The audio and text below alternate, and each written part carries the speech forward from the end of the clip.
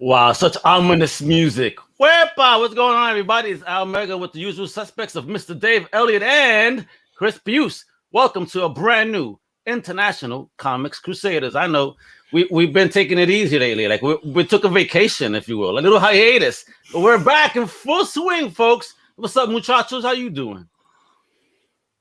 Me? Oh, no, dude. I thought you were talking to our loving fans. Of course, hoping everybody's well and doing good, man. We got a super show lined up for you, full of memories going way back. Yeah. You should have heard Dave earlier before. I mean, he's getting all nostalgic and stuff. Almost brought out a box of tissues thinking about the comics he had. Poor guy. I feel it too. We all know the pain. That's why we have white hairs. This happens because we started thinking what our mothers did to us, and they just started popping up. That's it. Hey, mommy, why you threw that away for? You know how much that's going to be worth? selling that collection. Man, I wish I still had that. Yeah, do you know that it's that those sensations, those feelings that you had of discovering, like, oh my God, there's a thing called conventions, and you can go along and buy comics, more comics there, and things like original art and toys, and meet other people. It's like, oh my God, and like actually going there and the things that you discover at conventions that you didn't know existed. My first convention was in New York, right? And it was at that time when Image, split off when they were born, if you will.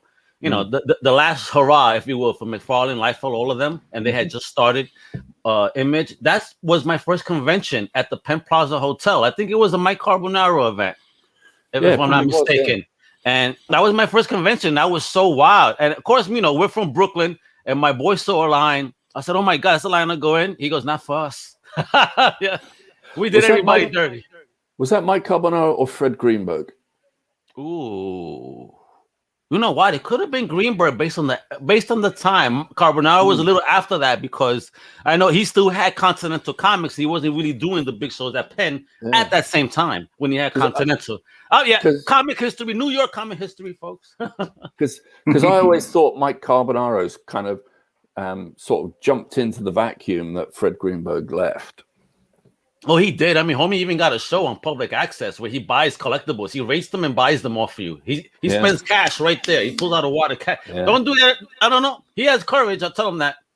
Because I can tell you, I was out of comics in the 90s, and I will talk a little bit about that, why I went out of comics. But I was flying in '93 to the United States to study in the United States, and they gave you US Weekly or whatever they gave you on the plane.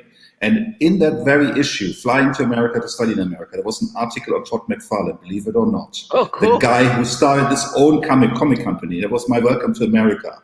Okay, this is the country to go, apparently. People can start their own comic company. That was kind of cool. That's great. Yeah, I mean, we're talking about that before we get into our stuff. Did you hear about James Tynion? I mean, him along with like Snyder are using a Substack. He told DC, I said, I'm done. And you're going to get his work on his own. It's like a paid newsletter, Substack. So, wow. Snyder did it first, and now James Tynion is like, goodbye. And he was the new golden boy. That's quite amazing. What's going on there? Apparently he knows things we do not know. Maybe DC is in the shitter. Who knows? I mean, is Discovery buying them? Who knows? I mean, no, I think it's the difference is like, you go to Image and you produce your comic. They don't pay you, unless you're on A-list. Yeah. And they put it out and you get your royalties. With Substack, what they've been doing is with Snyder and Tynion is they're paying them.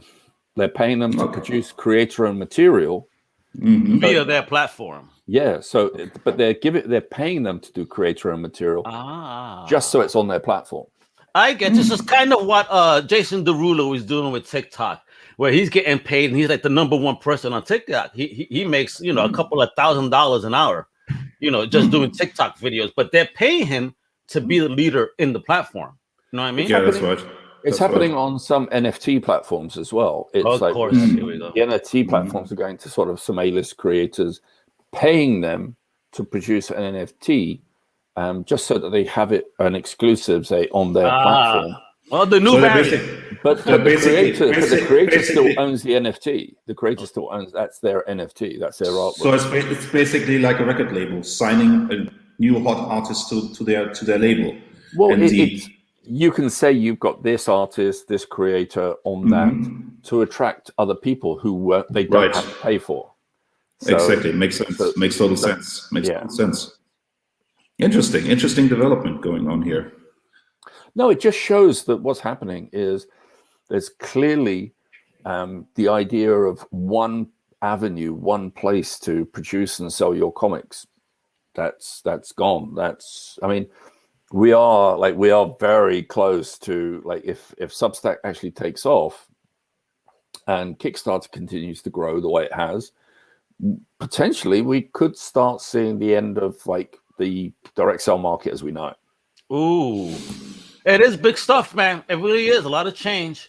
And even with the blockchain stuff outside of NFT, there's a lot of digital stuff in the landscape now, which is insane. And I mean, also on the other hand, I mean, if you create something, and we talked about this with Kirby, and now that I've created my own characters, I know exactly how that feels. Is would you be willing to sign your own characters away, or would you be willing to create characters for a big company, and they tell you at a certain point, no, you can no longer write your own characters. We own them now, and we want to do other stuff with them.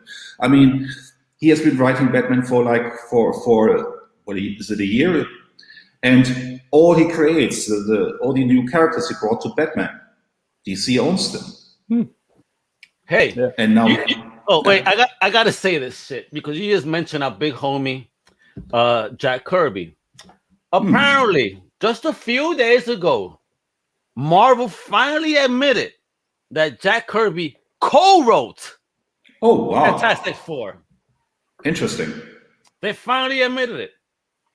Because even Tom Brevoort, they asked them and they denied that there was a blocking publication starting comics, and they were later verified. It was, and they give him the credit to Kirby, written by, like they're doing a Fantastic Four anniversary tribute. And if you look at the written by, it finally says by Stan Lee and Jack Kirby. That's interesting. Wow, fascinating. I think that there's going to be a lot of that because there was a lot of holdout until Stan. It was like everyone knew Stan was ill or like wasn't. Like he was getting on, and it was like let him pass, let him go.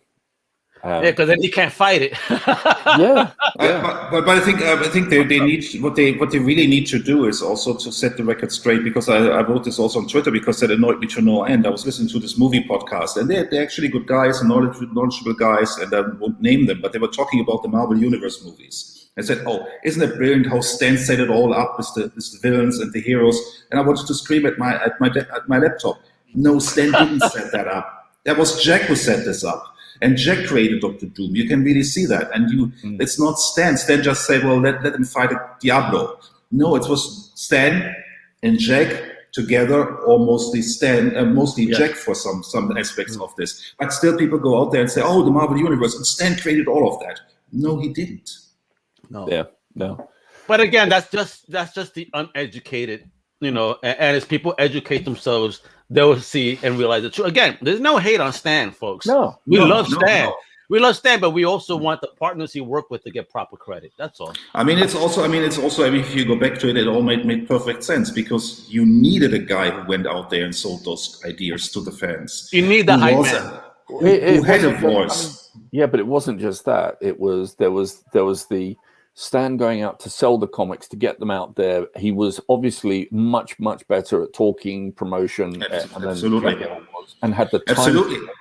But however, there's the other aspect of it, which as it grew, as they wanted to, as the company was being sold and changed hands, every time they wanted to make sure that the creator consolidation was actually at Marvel. Wherever they possible, they wanted to say, Marvel created this, Marvel created that. And it's very difficult to say that. But if you say Stan, and Stan is like literally wedded to Marvel, it's in the company's best interest to lift Stan up. Like there was all of those books on Fantastic Four, Spider-Man, Doctor Strange, X-Men, that all have on the cover in big letters by Stan Lee and no other name on it. And that's interesting purely out there to consolidate the ownership, because no one contested that. There was no Steve Ditko didn't contest it, Jack Kirby didn't contest it, no one contested that. Sadly, they didn't. No, I mean, but it's what Dave says is they didn't think they could. That's the other aspect.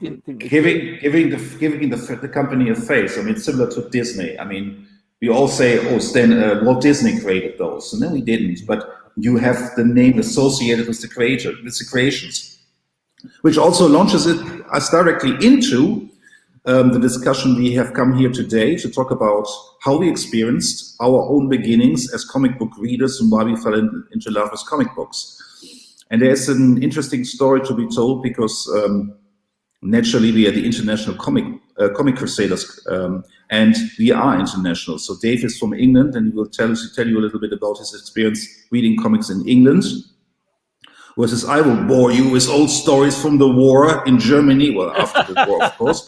But being a German comic book reader, and it might come as a shock to you, not everybody in Germany speaks English. We all speak German, and so we experienced our comic books in German.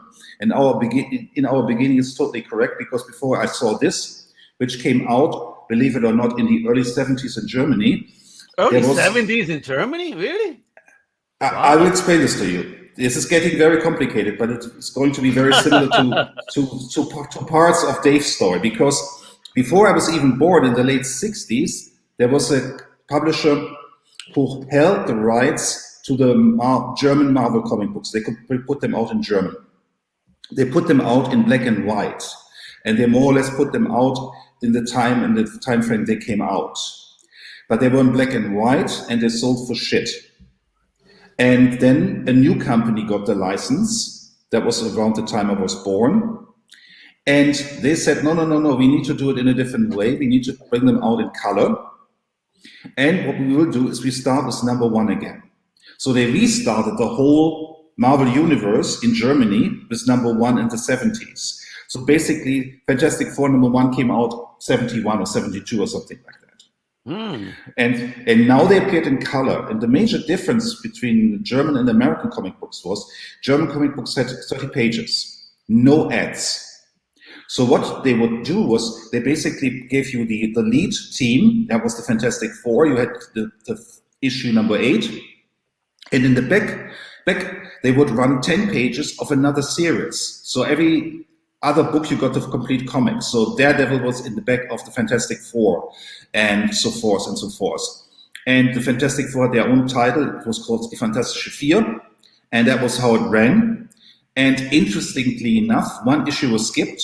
Do we know which issue was skipped? The first. The hate monger? Yeah, the hate monger, of course, was skipped. The hate monger doesn't work in Germany. You can't do that here in Germany with Adolf. And what's so amazing was when they put out the German editions of the Marvel comics. The guys who ran the publisher, they were clearly fans, and what they tried to do in their editorials was to maintain Stan's voice. So they also tried to emulate this: we are here at this company, and we want to give you to the fans, like Stan would talk. And what was so funny was that in the first issues, they gave every character a German name. So Dr. Doom became Dr. Unheil, and Dr. Strange became Dr. Seltsam, which sounds very odd. That sounds very angry. ominous. Dr. Unheiser. Unheil.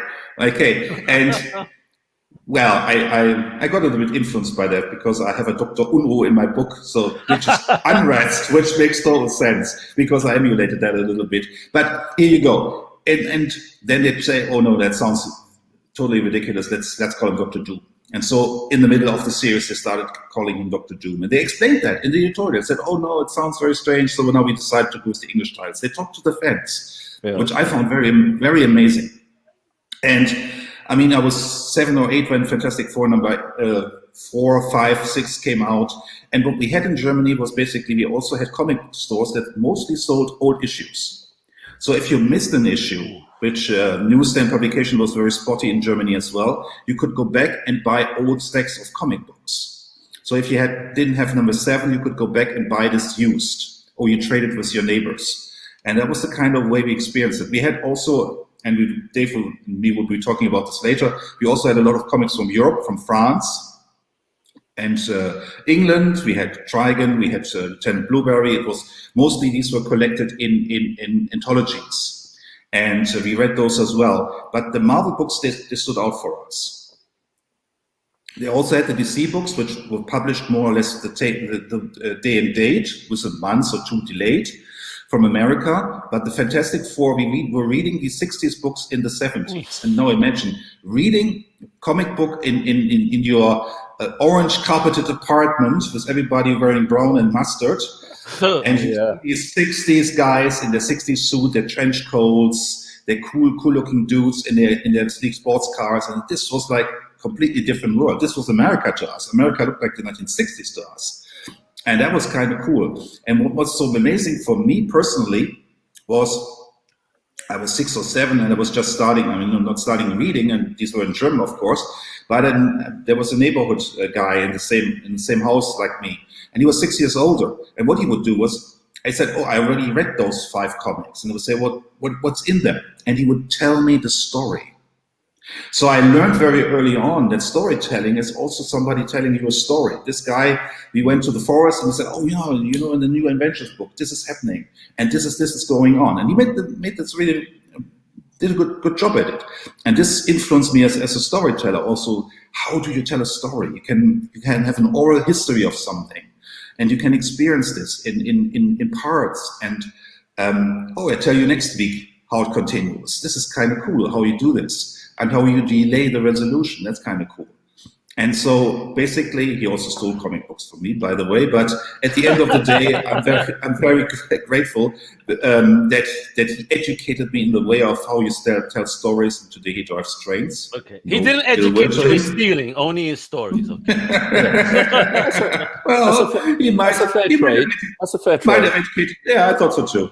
It's a little payment there, but just imagine you're 10 years old and you're reading the first Galactus story. I mean, I need to be 10 years older myself to have experienced this when this came out in America, but I was 6 or 7 or 8 in the 70s in Germany when this came out. And I mean, just imagine the TV landscape. We had Star Trek, we had Bonanza, we had Mission Impossible from America, but this was something else. I want to say something about this cover, though. Now I could see where that horrible Fantastic Four film got the idea of the cloud. If we look at this cover. Yeah. Right? Yeah. A cloud Galactus. I think this is where they got inspired for that cloud shit. That was horrible, by the way. No, I think they did the cloud thing because it was much cheaper than actually building a big CG Galactus. But look at this cover. I mean, it looks like he's just on a part of a giant cloud. You know what I mean? So I mean, this would inspire me. Like, I see that's it. But by the way, if you're interested, this is such a pivotal comic for me, because around that time I was buying them off the newsstands. I had my pocket money and I was buying them off the newsstands as they appeared in Germany. This was one of the first Fantastic Four issues I bought off the newsstand, not as a back issue. And there was still German at this time? I mean, you weren't getting no English language at all?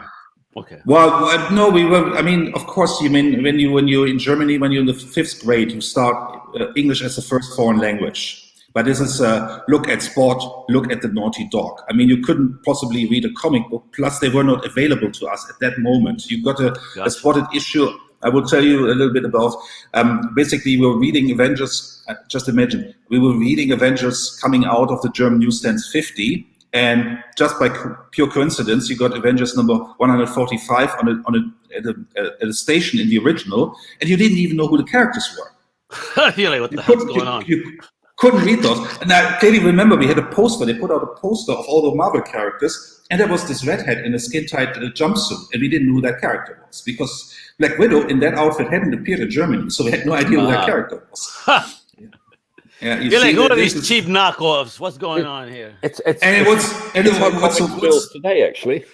Exactly, and it was so absolutely bizarre. You see this in Germany also had these little inlet boxes, these boxes. And with the first issue of the Avengers, they put Vision in the corner. And nobody knew who Vision was. Why was that guy there? And the guy said, "Oh wait, he will appear sooner or later. He will become an Avenger." But just wait. There for a reason. Just wait 50 issues, and then the Vision will appear. Just 50 issues. Just wait till you're 6 about years. 22, and by then it should come out. Exactly. And by the way, if you're interested in that, the documentary about making the original Fantastic Four movie, the Corman movie, called there's Doom, a doc on it? Yeah, it's available on YouTube completely in a very good quality, and it's the story of how these guys were duped into making that movie. It's kind of heartbreaking, but it's also, you have to question the actors a little bit. Like, they gave us a budget of $1 million, and we thought it would be a big production. No, not on $1 million. And it's kind of interesting, and you can sort of understand why Ari Arad said, no, that movie will never see the light of the day. I mean, it's on YouTube now. You can also watch the movie, but at that time he said, no, we have this deal going on with Fox, and they're making serious movies, and we are not going to let this stinker ruin it. So this movie will not get released. They paid $1 million to Coleman, and that's it. Yeah, okay. So this is basically. And I mean, just the coolness of the 60s in the and you know what the 70s were like. I mean, you know, if from your own experience or from watching old movies. And this issue is very funny to me because, believe it or not, we were on vacation in Bavaria when I bought this issue. Oh, really? Yes. Isn't that crazy? I mean, this is basically where you read this, and this is all decked out in a German village or whatever that is. And you say, okay, this looks like Bayern. This looks Bavaria. This is all lederhosen and German cliches. Let's welcome them into our comic book. Actually, it looks like Disneyland. Also, hey, who's to say that Disney wasn't Doom? Yeah, it's a Disney version. It's the Disney version of a Disney theme park. It's like the horror version of a Disney theme park in a way. This is Doombots. Mm-hmm. Or it's the animated. No, it looks like Hogwarts at Universal Studios. Yeah, this is animatronics, and he has his Doombots. And but it's also, I mean, this is also when you were a comic book fan, and this is going into the late 70s here. And if you go to the next shot, I mean, this is a killer shot of Dr. Doom, of course. If you click to the next, this is so amazing. I mean, this is. And by that time, we also had an eye on, me and my friends had an eye on who these creators were. So you knew that was Jack Kirby. You knew who Gene Colan was. Are these Sentinels? They look like Sentinels. No. Doombots. Yeah. But these Doombots look a lot like Sentinels, especially the color scheme. Yeah, they sure do. I wonder if the same creator designed both of them. Right? You know? Yeah, and this is also, I mean, Dave just gave the word, because basically that was at the time when Kirby was already sort of leaving Marvel. I mean, I didn't know it at that time because that show was not available in Germany, but this is a rehash of the Prisoner TV series. And the Doombots, Dave just said it, they're a rip-off of the Sentinels, visually at least. And Kirby was giving a shit here now. He was recycling plots. He was not really pulling his weight, and neither was Stan. But Stan was busy doing other stuff, marketing the books, and Stan was just saying, "Oh, this is a great idea.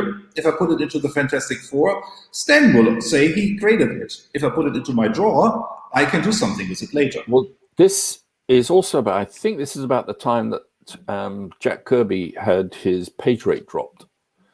Oh yeah. And so what he was doing is, like, if you've seen the artist editions of Jack Kirby's work, like there's a Thor volume, and I think there's a Fantastic Four volume where it's very large, but then there's secondary volumes that are smaller, and that's because Jack was like, "Oh, you're cutting my page rate." He started drawing it on smaller sheets of paper, and he started cutting, like, instead of having 6 panels a page, he would probably have like 3 or 4. That's how you fight back. All right, you're gonna cut me, I cut you. Yeah, exactly. It's like, okay, that's fine. I'm down with that. Gangster. Jack was like, "Yeah, that's what happens when you fuck with a Brooklyn boy." Yeah. It's probably also the time when Carmen Infantino came calling and said, "Oh, let's talk a little bit about what could you bring to DC Comics." I mean, come on over here, please.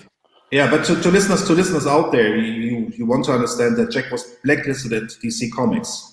So it took a while of convincing to get Jack back to DC, because Jack had run afoul of an editor at DC because the editor had recommended him for a newspaper strip, Sky Captain, and then he wanted royalties for this recommendation. And Jack said, "No, that makes no sense. You only recommended me. It's my work." And they ended in court, and Jack was fired off DC.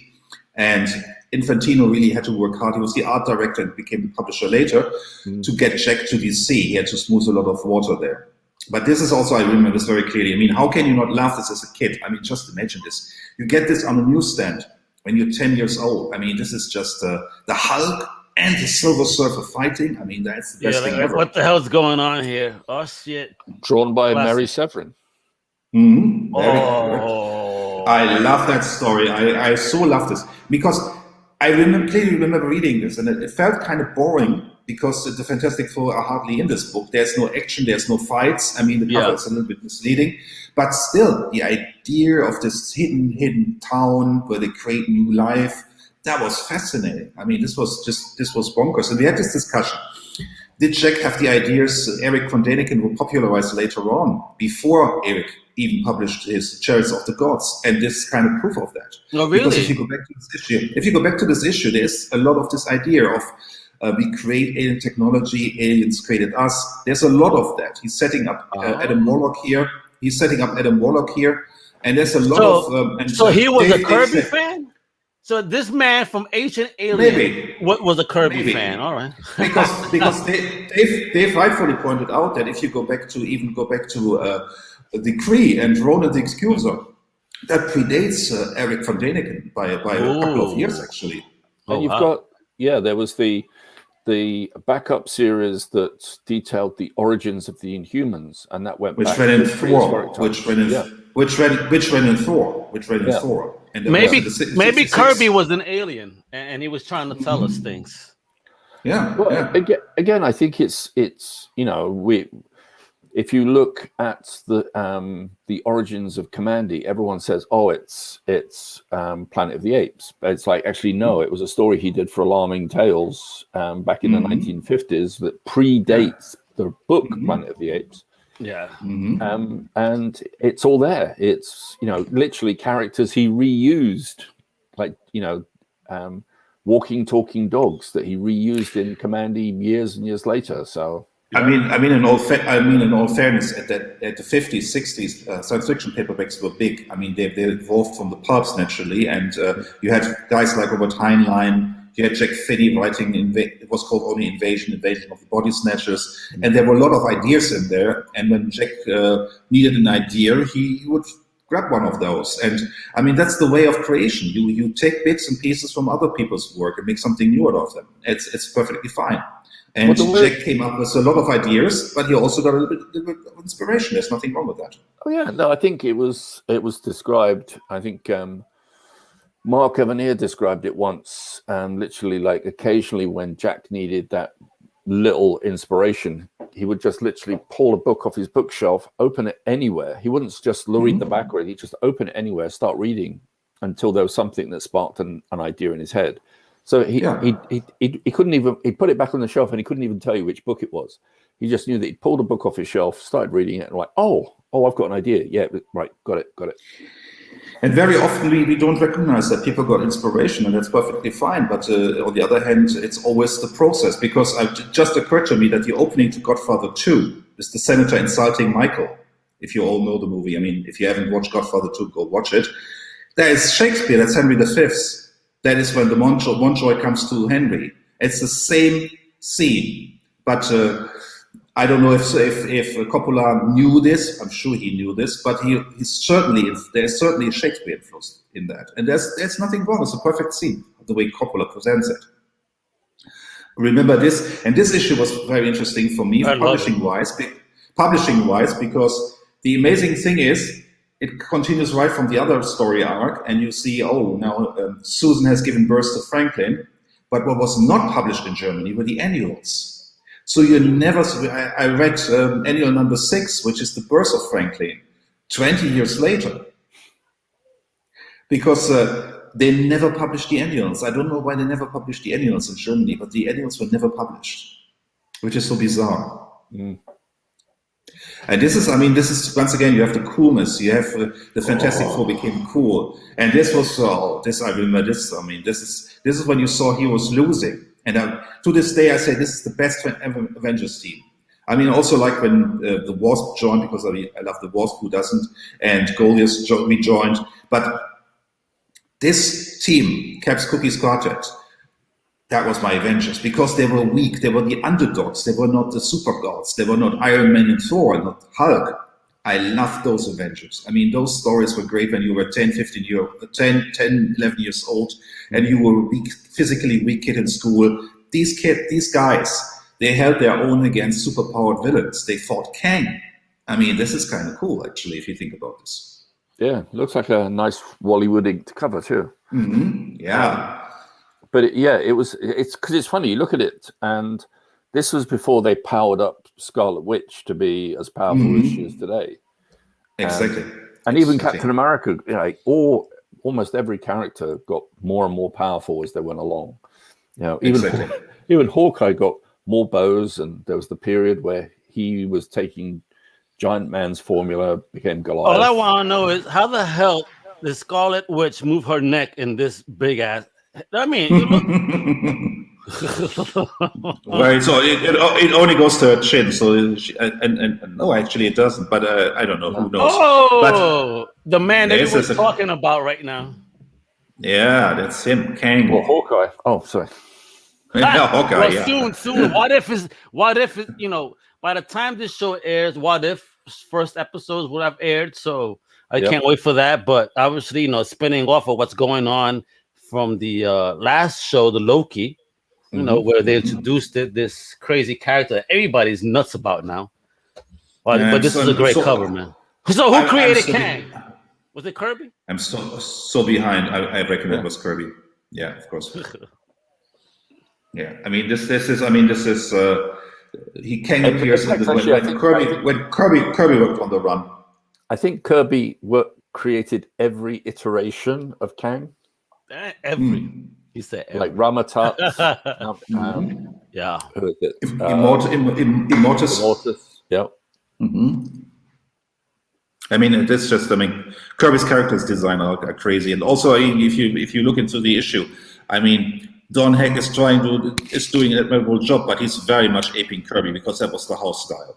Ooh, shit! Look at this. That's another great cover. I absolutely love this. And when you were a kid, you went with this goofiness of this because Hawkeye didn't get any information. He wasn't listening to the team meeting, and so they had, thankfully, a machine that would give Hawkeye the ability to create to raise something from his subconscious. He didn't know consciously, and so you had these kinds of cool machines. I mean, that was just sitting around in the Avengers headquarters at that time. And isn't that cool? Isn't that the coolest thing ever? And these motherfuckers are drowning, and they're still trying to block shots. Like, what's wrong with them, bro? Save yourselves. Yeah, it's amazing. I mean, they went against Atuma and his whole freaking army here after they fought Kang. I mean, isn't that crazy? Yeah. Man, but you look at the Cap's head, bro. Perfect, man. Look at the line work on that. I mean, just looking at that. Absolutely. Wow, yo. And look how stylishly cool Scarlet Witch is in the 60s. That is very stylish. Oh, yeah, look at her. Yeah, man. Mm-hmm.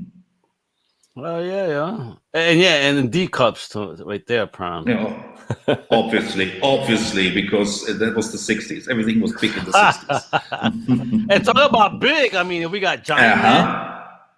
Oh, it's amazing. This is amazing. I mean, it was a great time when you were reading comic books. I mean, you had these kinds of ideas coming into your brain. I mean, of course, there were the cool kids at school who said, "Oh, you're reading comic books, you must be an idiot." But that didn't deter you when you were a fan of these stories. And these stories were just simply cool. That was cool stuff. I don't know about the hand placement with the shield here. That looks like a very uncomfortable hold. Do you notice that? Yeah. Everybody else is amazing. I mean, wow, Goliath, yeah. Oh, first issue I bought. For first issue of the Avengers, I bought off the newsstand. So all the other issues I bought back issues from the global comic book shops. But this is the first issue I bought on the newsstand. Really, that's the first one. Wow. Yeah, that's still a Don Heck issue, but it is one of Don's better works. Well, and a nice, as we've shown this cover before when we were talking about John Buscema. This is a John Buscema cover, inked by Vinnie Coletta. Exactly.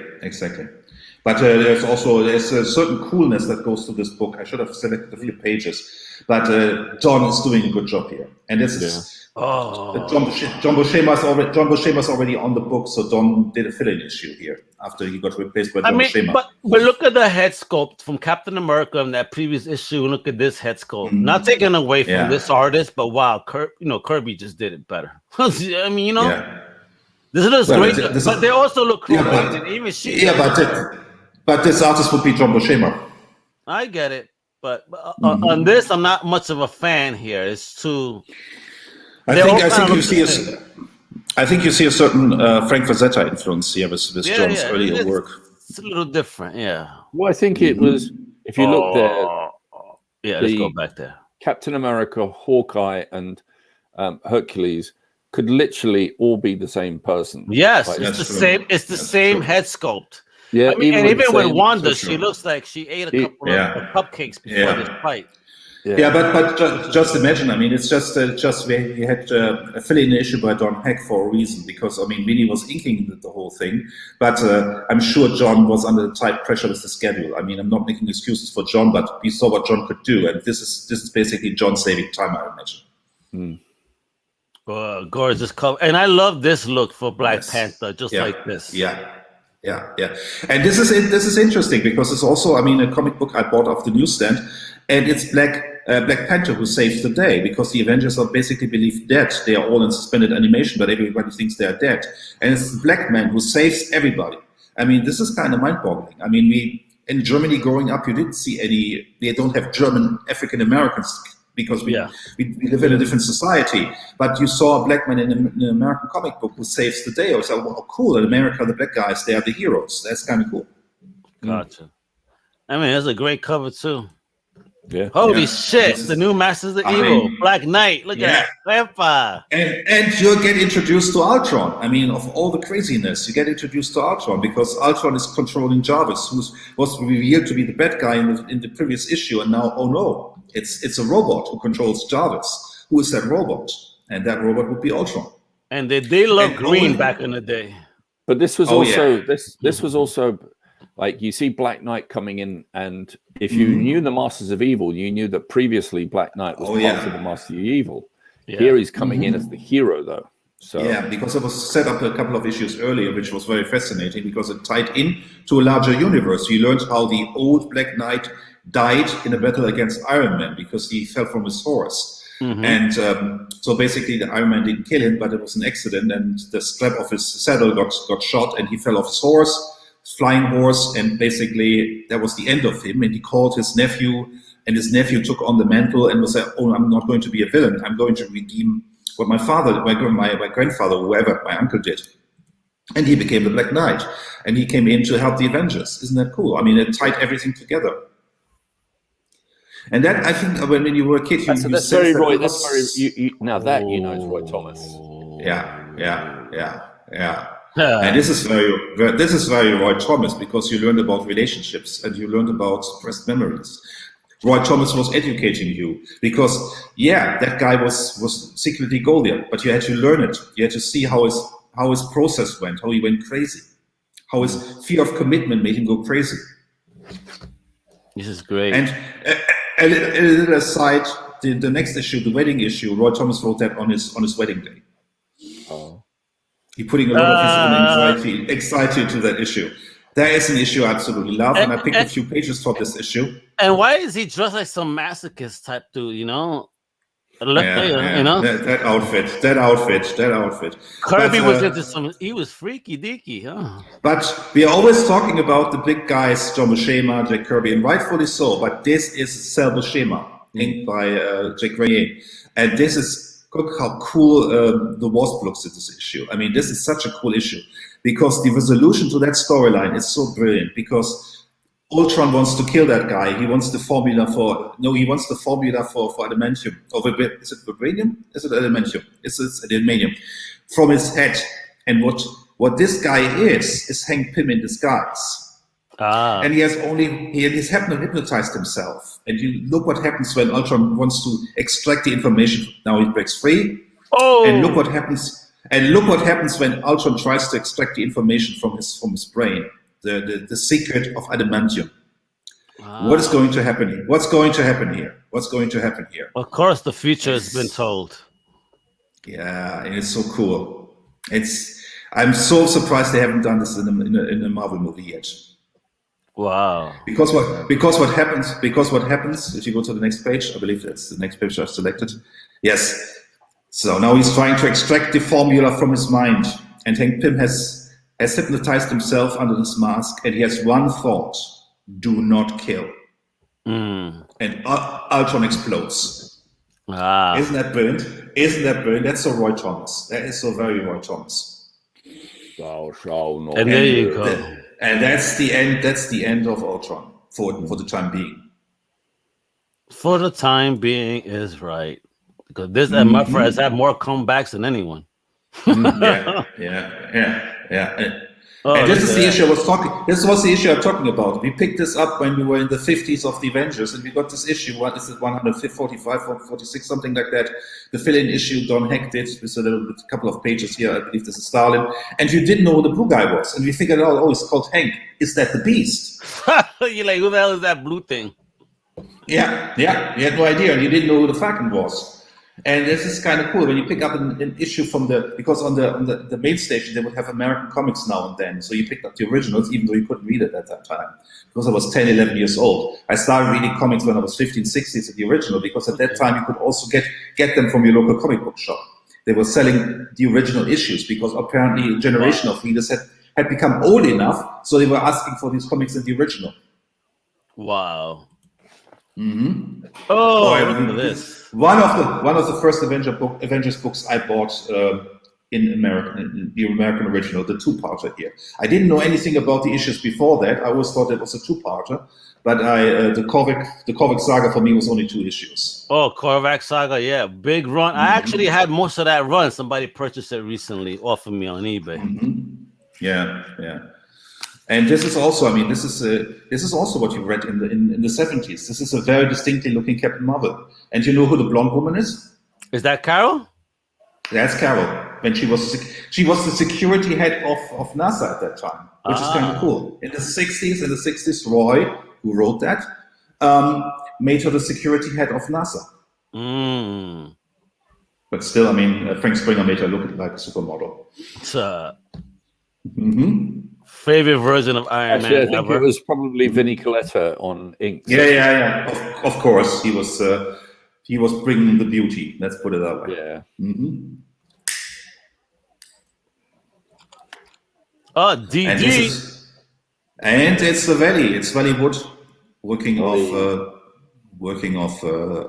breakdowns. Who did the breakdowns? Do you remember that? I can't recall it at the moment. I think it's Bob Brown. Was it Bob Brown? Bob Powell. This is 10. I think he worked off layoffs by Bob Powell. Bob Hall hadn't entered comics, not Marvel Comics at this time. This is all Wally Wood. This is layout. That's all Wood. This is all Willie. This is plot as well. This is it. Yeah, I know. This is his last full issue he did. The last full issue? Oh wow. Yeah, because basically he got into a fight with Stan, and then in the next issue Stan said, he's leaving us, and he couldn't figure out the story he wrote, so Stan has to save him now. And Wally got very, very angry when he read this. This is. Can you imagine he stayed longer on? As much as I love Gene Colan, but could you imagine Wally had stayed on that book longer? This is Foggy's girlfriend, and she's conspiring with the bad guys. Of course. Of course, you can't trust nobody apparently. Well, if you look like Foggy and such a woman walks up to you, yeah. And that's Jane Colan coming in, and I didn't know it at that time, but Gene today is one of my favorite artists. This man is just such a genius. He was so ahead of his time. Yeah. Kirby had the ideas, but Gene brought the layouts. You can't see it here, but when we go to Doctor Strange, you see how everybody talks about Steranko, but Gene Colan's layouts are also very, very Bro, and very amazing. did he smell her that she was knocked out? Oh, I'm sure he did. I'm sure he did. And you could tell by her heartbeat. Dave cleans it up. I mean, this is, of course, I mean, if you were into Kirby, reading Kirby, we discussed Kirby lately on Twitter, but I mean, you had to read Thor, and Thor was the book to read, because Thor was completely unleashed. That was Kirby taking over, and everything looked very cool all of a sudden. You had these, you could really tell. I mean, you didn't know that Stan didn't write these issues, and you can tell that Stan didn't write these issues. If you go back to the earlier issues, Thor was a lame character. He was battling the Cobra. He was doing this on Earth and that on Earth, and Kirby clearly brought the mythology. Yeah. And this is, I mean, this is, look at this. I mean, just the idea. This is Lord of the Rings before Lord of the Rings. I mean, Lord of the Rings existed as a book, but it was not so much in the zeitgeist, not in the mid-60s, that came later. Yeah. But if you look at that page, this is amazing. You can quite easily put that page next to, like, there's a scene, I think it's from the second issue of the New Gods, where they find one of the new gods dead in the ocean, and the gods, you know, it's like Orion calls for the source to take him away, and the storm and everything else, and it's just like it feels like part of the same world. Yeah, and we can go back to be. And we can always go back and forth, and I absolutely adore Kirby inked by Mike Royer in the meantime. It was an acquired taste for me for a while, but now I can see the attractiveness to it. But I also love Vinnie Coletta inking Kirby. I mean, on Thor that is. Well, these pages are Bill Everett. Oh, these are Bill Everett. Okay, cool. But I also love Vinnie on Thor. But this clearly is also here. Bill Everett, great artist, great inker. Yeah. But it's interesting though. It's there we have Vinnie. And you're right. You see the difference. And Everett clearly is better than Vinnie on this. I think it's one of those things where, because Thor was such a big character, you know, the big and bold, and Kirby drew it big and bold, that I think that Vinnie's inks kind of couldn't spoil it.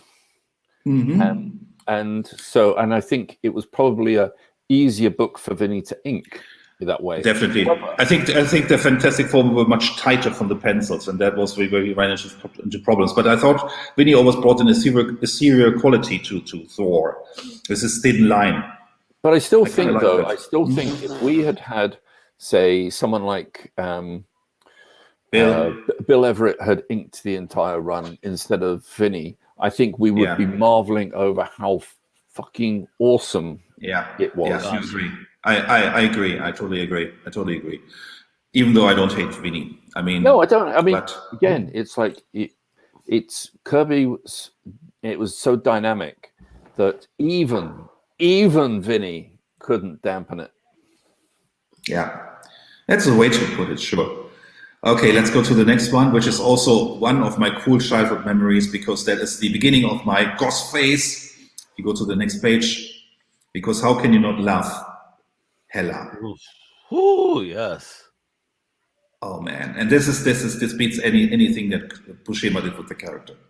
I mean, Kirby was born to draw that character. Yes. I mean, look at the design, the character design. The character design is so amazingly cool. And it's more complicated than it needs to be. Look at her suit. I mean, her suit is more complicated than it needs to be. And the line work is beautiful, because you could tell where the body is and knots, the combination. Everything done here is gorgeous. Yo. He outdid himself with this. Yeah. I mean, really did. Loki in the background looks really menacing. I mean, this is the death of Thor. I mean, this is amazing. I mean, this blows you away when you're like 10, 11 years old. I mean, this is the real Loki. Groundbreaking. Yeah, and this freaked me out when I was a kid. I mean, this is Gene Colan when he really cut loose on Dracula and Doctor Strange. Oh man, that was creepy stuff. And this is a really very beautiful issue. I love this run, the short one he had with John Buscema, which was very Rosemary's Baby. The Sons of Satanus. And look how cool Gene Colan is, and how he builds the layouts. I mean, this is really cool, and this is Tom Hammer, and those two work beautifully together. Yeah, those layouts are fire though. For real, I love it. I love when an artist experiments with the panels like this. You know what I mean? It's Yeah, gorgeous, and I mean, it's just I your mean, eyes just go the right places to go with it. and this is the same time Steranko was hitting the scene, and everybody was talking about Steranko to this day. Oh, Steranko was so innovative with his panel layouts by him. I mean, look at Gene Colan. The guy was in the business since the 40s. Yep, Or late 40s. Well, I think if you around that same period, the two guys everyone was talking about was Steranko and Neil Adams as far as panel layouts. Oh yeah, Gene Colan. If you look at the style layouts of Gene Colan and compare them to Neil Adams, they're quite similar. But Gene Colan was out Neil Adamsing Neil Adams. but somehow, but unfortunately, it's again. Neil got the accolades and Gene didn't. Because Neil was Stan Lee-ish in a sense of being a personality. Yeah, but I think but I also think that Gene's work is very influenced by his horror roots from the 50s, and everything was not as glossy and as attractive as wait a minute. Ought to be. Are you telling me Doctor Strange died before? No. Oh, I'm about to say because that's the big storyline now. Doctor Strange is going to die. No. But what's going to happen here is that Doctor Strange becomes a superhero.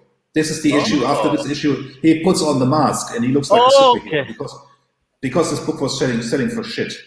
And so all of a sudden, somebody in editorial said, "Well, basically, make him a superhero." And he got the full face mask.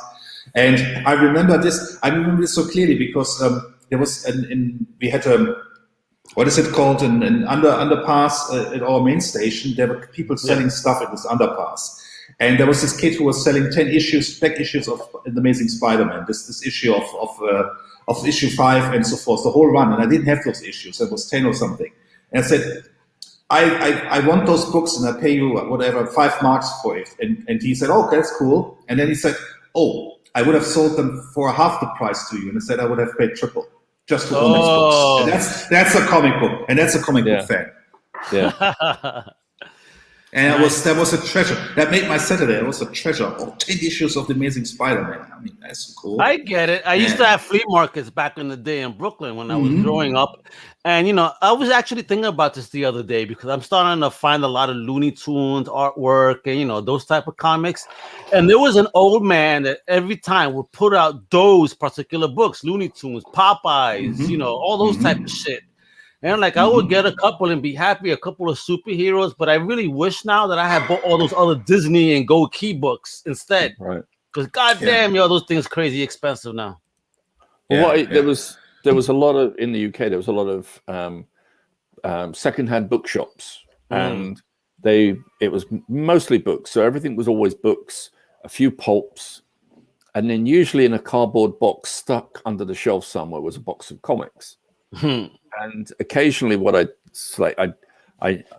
you'd go into bookshops and you'd look around and you're always looking to see, do they have comics? Do they have comics? Yeah. And then you'd see and you got to know the places where they would likely have them, and you started looking in and you'd say, there's a box of comics there. And what you do is you pull them out and then you go and then you'd see the amount of comics that were in there and you go oh wow, I want all of these. I don't have the money for all of these, but what you do is you take the best ones, and they were so cheap because they didn't know the value of them. Damn. So they were so cheap, and so what you do is you pull out the ones you'd really wanted first, but then you put the box back exactly where it was, or even further back if there was space. You push it back. I hear you. Hell yeah. And then you would buy them, go home, and then hopefully you pray to God that by the time you'd managed to sort of get some money out of your parents to go back, they were still there. Yeah. I had a paper route, and all the money I made on that paper route went back into comics. I mean, that is the way it goes, and it's so. I mean, it's also what time tells you. I mean, talking about Gene Colan, but the friend of mine, my neighbor, said, well, basically, thankfully, Gene Colan and Steve Ditko is off the Spider-Man book. John Romita's coming on, and I sort of agreed because he was like a role model to me, that kid. But in hindsight, you say, oh no, wait a minute, Romita looked very cool, very nice, but this issue in particular and the run, and you look at Ditko's way he drew Spider-Man, that blows everything out of the water that Romita did on the book. I mean, Ditko is the creator of Spider-Man. There's no discussion. Yeah. Man. Classic cover here as well. It's so amazing. More classic. And this is the first one I bought off the newsstands in Germany. The second part of a two-parter, and you had no idea why Spider-Man was all of a sudden so little, because it was all a trick, of course. But you came in the middle. That was how you read comics back in the days. You didn't get them on Comixology, and you could buy the back issues or whatever you wanted. You got this issue, and there was the two-parter, and you were happy you got that one. Again, you will never see beautiful cover art like this. Look at this. And this is the tablet saga. I mean, such a cool story, such a cool resolution. If you haven't read it, go back, find those issues. I'm not going to spoil it, but what a shocking ending. Gorgeous. Oh, classic. And this is so funny. This is once again telling you a little bit about Germany, how Germany worked. This was the very last issue that was published in Germany of The Amazing Spider-Man. Until 5 years later, a new German publisher took over the license. And they said, oh, we don't want a clean break with the other guys. And they stopped at, 136? We will continue at 150. So you missed 14 issues. Oh. That's how it worked in Germany. Nah, that's crazy. bro. Not cool. And that's the beginning of a two-parter. Yes, and that was also a time when I started reading comic books in English. And then you got Conan, and I was buying Conan. You had this? I had this issue. I had number 100. I had number 100, and this was something else. And Dave was also talking a little bit about how he grew up with the comics, how he got older.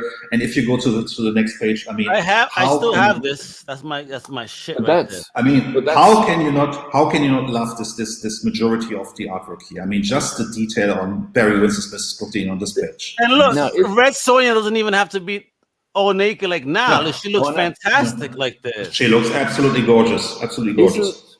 I believe this is the last issue of the comic that Barry Smith drew.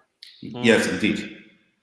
Because I think somebody else did the previous issue, and he came back for this issue, and then that was him gone.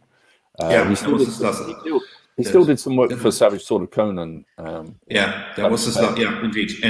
And this I picked this issue of Savage Sword of Conan because it was always lucky when you got an issue and it felt very adult. It was like a nerd buying Playboy when you got this magazine. I mean, when you found it somewhere. And what's so cool about the story, if you go to the next page, I mean, this is so strange because apparently, if you go to the next, can you go to the next page? No. Here we go.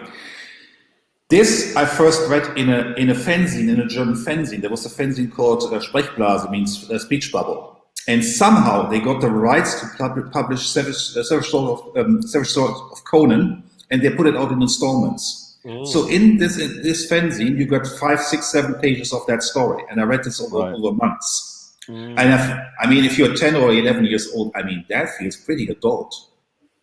Oh, hell yeah. All that Conan shit. Again, my mama didn't know what she was buying me back then. Yeah. Oh. And at the same time, you read in a very strange order DC Comics, because there was the main title that was called Superman and Batman, and they brought out whatever Batman Superman story they wanted to put out, and then Wonder Woman and the Flash got their own comic in Germany. For what reason ever, Green Lantern came later, and for whatever reason, you could find the world's finest story in a Superman book. And I remember the story very clearly. This is the story of how this woman became a monster. This is a plot stolen from the Count of Monte Cristi, but it's a story I clearly remember from reading as a 10, 11, 12-year-old in that magic time. This one is a very shocking story where Superman allegedly has hidden his secret twin brother. Really? Very, very, very cool story. Yes, very cool story. It's a story about. You know what this is? This is what if John Wayne Claude did a Superman movie? Yeah, but it's also. I mean, this twin gets released into the world, takes over the world, becomes a dictator like Hitler, and then he's revealed to be the parasite. I mean, isn't that crazy? Isn't that mind-boggling storytelling? It's amazing shit. And this is also, I mean, this is what you also got. You got this wonderful story. Do you know what this is? This is Superman against Shazam. Oh, And you okay. got this as a special. I mean, you had to pay a little bit more. It's like 60 pages. It's gorgeous with Rich Buckler art and Dick Giordano on it. And That it's, was the treasury. That was the big treasury. Exactly. If you had an eraser, you could see under the skirt. Exactly. That's why you also bought this issue when you were like hitting puberty and said, "Oh yeah, that's kind of cool here." Oh, that's right, Shazam putting it on. We keep getting upskirts over here. What's going on here? These pervs. Rich Buckler knew what it was the 70s. All of a sudden, DC was in the 70s. Everything was more sexier with DC because in the 70s you could do shit like that. Today it would be no, but in the 70s everything was cool. Everything was allowed. Yeah, but that's great. Shazam beating up the Superman himself. Beautiful. Oh wow, gorgeous cover. And then you had these specials where you got an oversized soft cover with 5 or 6 Batman stories. And this is how you got these stories. And just imagine if you go to the next page. I mean, this is the comic, the best comic ever, my favorite Batman comic. Oh yes. And I got this in the whole saga in one issue as a German soft cover. And it was sold with like 100 pages, and you got this you called it the Sonderband, a special edition. And you got the whole Ra's al Ghul story. I mean, they actually did this story in a Treasury edition as well. Reprinted. I know. Yeah. So basically took the Treasury edition. So it's not the entire saga, but I mean, just look at, and you say, "Oh, who's that guy, Neil Adams?" And that was the first Neil Adams comic I discovered. I mean, this and the preceding issue he did was where Robin gets abducted. Is he trying to make him Jesus-like? You got that, son, and then you got this again. Yeah. Yeah, we are in the desert. I mean, it's clear. And then you got the hairy chest Batman. I mean, that's Neil Adams. I mean, this made Neil Adams a superstar. I mean, hey. And that's when Damien was consummated, apparently, right? Around that time. No, that was later. Later. But yo, bro, it's too hot, bro. Yeah. So he takes off his shirt, but not his mask. I mean, really, bro. But even though everybody knows he's Bruce Wayne, I mean, that's the ridiculous thing about it, because they all know he's Bruce Wayne. It's a heavy chest. Where his gold chains at, bro? I was expecting to have a gold Batman logo and shit, you know. Yeah, that's what Grant Morrison called the hairy chest Batman. And this is also, I mean, this kind of made you feel a little bit dirty when you picked this up when you were 10 or 11, and what's going on here? But Wonder Woman had her own series, and for apparent reasons. Oh yeah. Yeah, and that was always really tied up. Focusing on. That's what they were focusing on. Great Dick Giordano cover, by the way. Yeah, but I remember that. I distinctly remember that motif where, as you can see, like on both these, you've got another hero would guest star on the cover. Yeah, we talked about the 12 labors of Wonder Woman, because she was only admitted back into the Justice League, not because she had lost her powers, and she was. And this is the first time I met the what is it called, the Society of Justice. Justice Society. Justice Society, because he didn't know these characters in Germany. He had no idea. And this is set in the 40s. This is Wonder Woman set in the 40s, which ran Germany's Wonder Woman into a big problem, as I will tell you in a minute, because this was okay. We could do this. And the art is gorgeous by Mike Nasser here. Oh, Fantastic art. Fantastic artwork. Beautiful.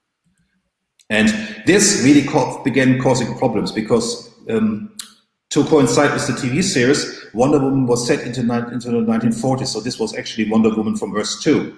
And you imagine how this was a problem for the publisher of Wonder Woman in Germany, because suddenly there were Nazis. Yeah. So they took out all the swastikas, and they went so far to say, well, this is still present day, and this is the regular Flash, this is Barry Allen. Wow. So they completely forged these comics to get around the idea that this is the Second World War. They are fighting Nazis, and all the swastikas had to go. No reference. And this is the book that shocked me when I was 14, 15. I was starting to read these in the original. And then was basically, I said to my friends, hey, Iris is dead. How can the series continue? I said, oh, it doesn't matter if Iris is dead. I said, oh, no, this is going to change the book forever. Yeah. And if you're interested, I wrote several columns about The Flash, and I talked about this issue in particular, because this is really, I wrote the story about the relationship between Barry and Iris. And if you want to go back, go to my Comic Confidential column on Comic Crusaders, and you can read all about these. Yes, that's such a shocking issue. And this is the first, believe it or not, this two-part is the first Justice League story I ever read. Oh, okay. And of course, they look like heels here, right? Justice, my ass, right, Chris? Yeah, that's the story I loved. This is the kind of books I loved reading when I was a kid. I mean, Justice League. I mean, that was so cool. I mean, that was the shit. I mean, just if you go to the next cover, I mean, this is once again a beautiful Rich Buckler cover. Oh, gorgeous. Yeah. Gorgeous. Enemy Ace, wow. Yeah, Jonah Hex. You didn't know who Jonah Hex was. But it's kind of cool. But at the same time, remember those blue, what was it called? Blue Ribbon Digest? He got those little paperbacks. Oh, blue ribbons. Yeah, we also found them now and then. Oh, this is such a and this is what people do not remember. Even in Germany, Superman was the biggest comic book character. Forget Spider-Man. In Germany, Superman was the biggest comic book character. And that was also in America at that time. Germany's always like that, bro. I mean, here in America, we got crazy superstars, but for some odd reason in Germany, David Hasselhoff is the man. Yeah, David Hasselhoff is Superman. Go figure. And yeah, but I mean, and I also wrote about these Superman stories in particular in my column because also Superman was cool in those days. That was not, oh, he's too powerful, he's this and that. No, they made Superman really interesting. And this was Jerry Conway who wrote these issues, and Jerry did a fantastic job on those issues. And then Martin Pesco stepped in. And Martin Pesco, starting here, wow, he was really great on Superman. I mean, I think he died a few years back, but Martin did a great job on the Superman books. What? And it was still Kurt Swan doing the interior art, but he did a good job, and he had very good inkers, and Superman was really cool. We loved Superman. Yeah. I remember covers like this. It looks super, man. It looks awesome. If you want to learn more about these issues, I wrote in my column about these issues in particularly because it's very interesting. But Martin Pesco did something very interesting, just as a little aside from a storytelling point of view. This guy is the Kryptonian killer, or whatever they called him. And he had appeared previously, and they showed flashbacks, but they doctored the flashbacks because he was a completely different character in those old Superman issues. So he did a sort of retcon, even though we didn't know that word existed back then. He completely retconned this villain. Gotcha. Oh, I had this. Yes. How can you not love Superman? I mean, that was absolutely cool. It was a little bit kinky in the 70s. There was bondage, there was torture, but it was interesting. Well, it was also, I mean, it's a shame. Like, you look back, and it's a shame that Jose Garcia Lopez didn't do, like, he was doing these covers, but it's a shame that he didn't have a larger body of interior work. Like, he did a lot of he did a lot of Jonah Hex. Yeah, he did a lot. And he did a lot of a couple of issues of DC Presents, which was a Superman team up book, but he never did the regular Superman book. Yeah, his Cinder and Ash series, miniseries, is still absolutely fantastic. The best thing is, done. And this is when he was really started to figure out, okay, this is English. I buy these books. I don't understand every word. I have to try to figure this out. But this was the moment when I started reading these books in the original, because you just couldn't wait for the German issue to come 2 or 3 months later. You had to read this when it came out. And luckily, the local comic shops, they carried these issues. You got them a month after America because they came with the ship, I presume. But you got these issues. You could buy them. They were a little bit more pricier, but you could buy the original issues. And from then on, I had every book in the original. And I was basically getting these issues. And that was when they came out in the late 70s. And that was one of the best books before Warlord premiered. And I was a huge Mike Grell fan. Talk about Warlord. Every issue of Warlord. And this was really amazing. I mean, it was a little bit sorry to see Mike Grell leave the book, but that was the book. And that was really, people do not remember how big Warlord was in the 70s, early 80s. It was immensely huge. Yeah, it was mostly huge at the time. And yeah, it's kind of, it would have been great. Would have been a great example of if they'd before, like, because this, trades weren't big then. But if they'd had said, right, okay, let Mike Grell end it, and then we'll just put out some trades of it all. And let's talk about the toys too, because Warlord had a toy line that came out at the same time as the He-Man line that kind of looked very similar to the He-Man designs.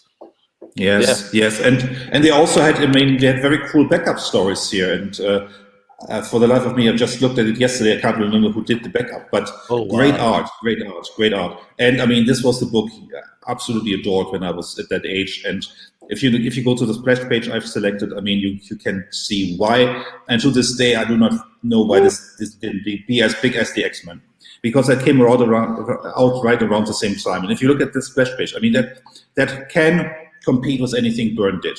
I mean, the Legion could have been the X-Men for DC. Yes. I think they mismanaged the title. I agree. Oh, shit. And look what we're getting into now. Yeah. Dave is coming on. And he happened to go get up at the moment that his time has come.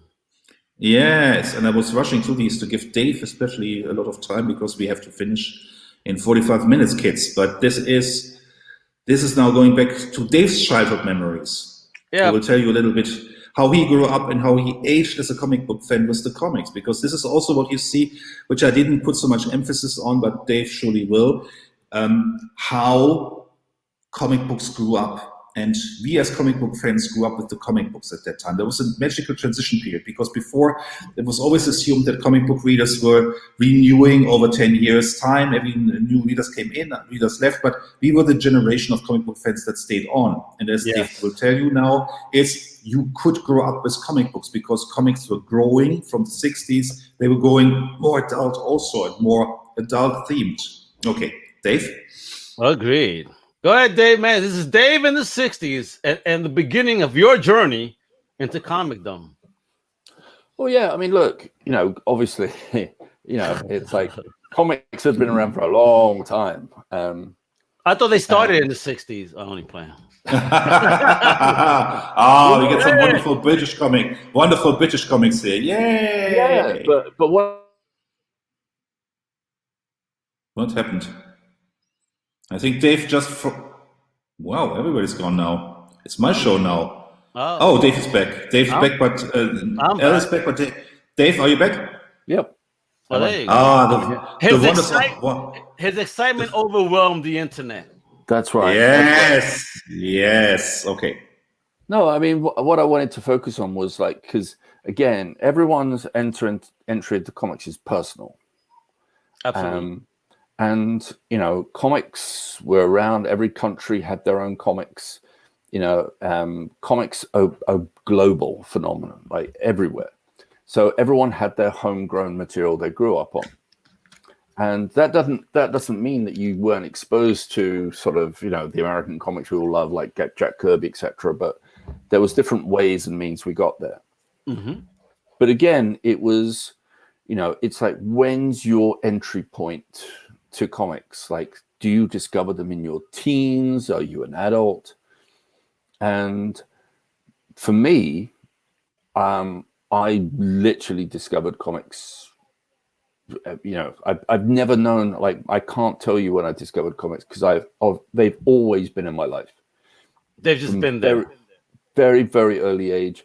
Like, whether it was my brother's comics, my older brother's comics, my mum just buying comics for both of us. And then when, I had another brother, it was like there was three of us. We like sharing each other's comics. But there was different types of material. Mm-hmm. So just to jump straight in, the comic up on the screen is called Eagle. And it was a weekly comic. And the majority of strips in there were usually 2 pages. Some were just 1 page. Occasionally, you might get a 3-page strip. But because it was weekly, you knew that literally 7 days later, you're going to have your fix again. But not to worry about it, because there was probably about 10 other comics for you to pick up that you would also have. What is this, though? They say it's a companion to Girl, Swift, and Robin. Yeah, because the publisher published more than one title. Oh, okay. And so it's letting you know that, hey, we're all one big happy family. Ah. And so gorgeous art here. Oh yeah. So what you're looking at, this page and the previous page were by an artist called Frank Bellamy. Frank Bellamy, if you Google him, he's probably one of the biggest artists to ever come out of the United Kingdom. He unfortunately died prematurely in the 70s, but the work he did was absolutely phenomenal and inspired so many people and he inspired creators that you didn't even know, like, you know, the artist that was inspired, but you don't know the original source. Gotcha. So, but Dan Dare was like usually on the front cover and the back cover, because not every page of a British comic would be in color.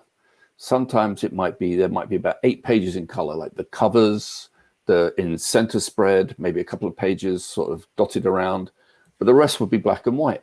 But all of those black and white pages were all washes, usually wash. Right? The cover is the first story page, right? That's what it looks like. Yep. Cool. But again, it was continue. Like, so yeah, you're literally, they're not wasting any space. Like the cover is the first page of the story. Like, there's no cover. There's no waste of time. Exactly. You're straight in. Look at this. Ooh. Now this is by gorgeous. This is by Frank Hampson, who actually created Dan Dare and actually wrote and drew the series. But is probably more even better connected with the series. But what I wanted to show is, for me, as even a 4-year-old, that's what I'm reading. That is my comics as a 4 or 5-year-old. Yeah. You've got that quality of artwork in front of you. You got spoiled early. You're just. But look at this. I mean, it's gorgeous. Wow, right? This is what you're raised on. Like, you know, so again, sometimes when you'd see an American comic, particularly in black and white, it wouldn't like go, oh, okay. Yeah. And you have this painterly style. Also, I knew from Don Lawrence, but there's a whole host of British artists I do not know. But I mean, this is the same going school. To cover a few of them. We're going to cover a few of them today, Chris.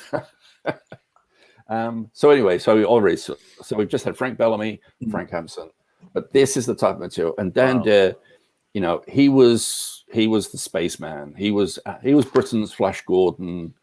That's our man. Now, this is Heros the Spartan, which was a double-page spread that ran, and this is by Frank Bellamy again.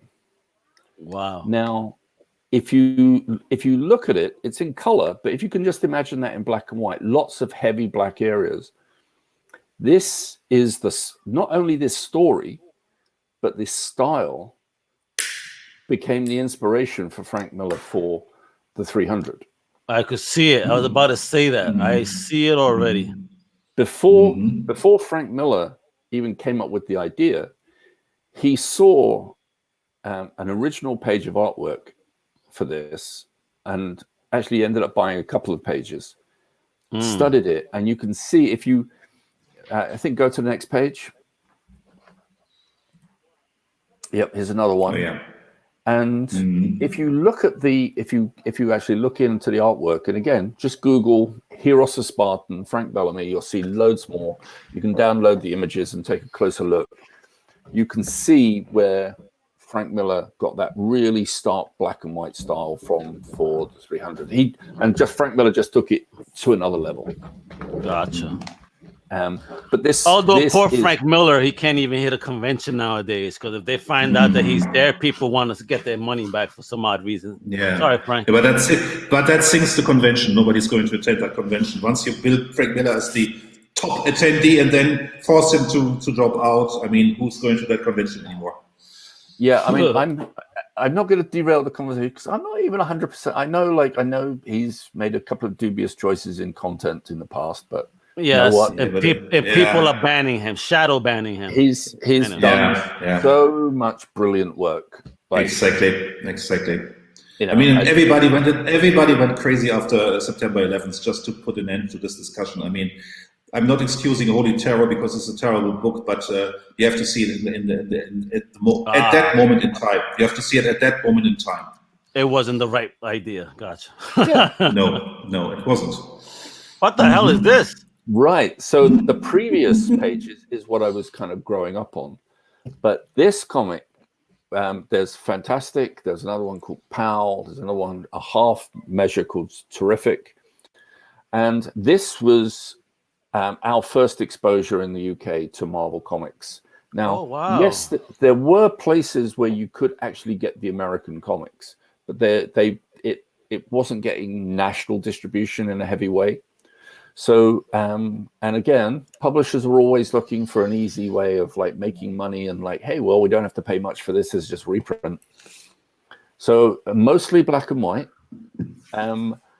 Fantastic was like the Kirby stories, you know, again, in this issue was Thor, Iron Man, and X-Men. And what they would do is they would cut up the pages because Kirby's pages were like 6-panel grids. But British comics were larger format, and people were used to seeing 9 to 10 frames a page. So what they would do is they would chop up the panels, reassemble them, and so that they could get maybe a 20-page story in 12 pages. Oh, wow. And when I mean, they overuse the word fantastic. Fantastic. Fantastic. Fantastic. God damn, yo. I got you. God damn it. It's fantastic. Let's move on. I do love that logo, though. I do love that fantastic logo. That's great, man. So you will get this every Monday? Yeah. Nice. Yep. So what the hell was 9 pence American-wise back then? 9 pence. Well, 9 pence was probably worth more than it is kind of in. So like 27 cents or something like that, right? But currently today it's in sort of the equivalent would be a dime. Okay. Less, yeah. Oh, wow. This how you got introduced to stuff? This is wild, man. I've never seen these in my life. Yeah. Pretty cool, man. Coming from the States, I had, quote unquote normal comics. But the thing was, these were actually really nice printings of the black line because inside most of the pages were in black and white. Yeah. So you actually had really nice copies of Kirby and Ditko artwork in black and white. Nice. Cool. Yeah. Oh no, he looks like Hawkeye here. What the hell? Yeah, this is a very weird drawing, but I just included it just because of the Mandarin with. Holy Scarlet Witch with the raised eyebrows. I kind of like that. Yeah. Oh no, that's The Rock playing the Scarlet Witch then. Ooh, that is mean. That's mean. Oh shit! Well, The Rock, I will give you Dave's address. He put that idea in my head. Yeah, Peter has a bad hair day. But this is great art. I mean, the only one that kind of looks really weird to me though is Herc right here. Well, that's based. That's a drawing by Gil Kane. Oh, he kind of looks weird there. Yeah. Yeah. So because what they did is they basically like the Thor head is Kirby, the Iron Man is Gene Colan, Captain America is Gil Kane as well. I think the Scarlet Witch is Gil Kane as well. So it's just they just chopped up a load of heads. However, check the next page slide out. Oh, wow! Now this was this is how this was pre-Marvel UK, but this was a printing. This would have been a hardback annual. Really? So basically, it would be magazine size, but it was hardback. Very good quality paper. You had this? I did have this originally back in about 1970, but I literally I don't think I had it longer than a year or two. No, I think it probably it got traded or something else because you particularly I think there was a period where once you realized that this was reprint, you didn't want it anymore.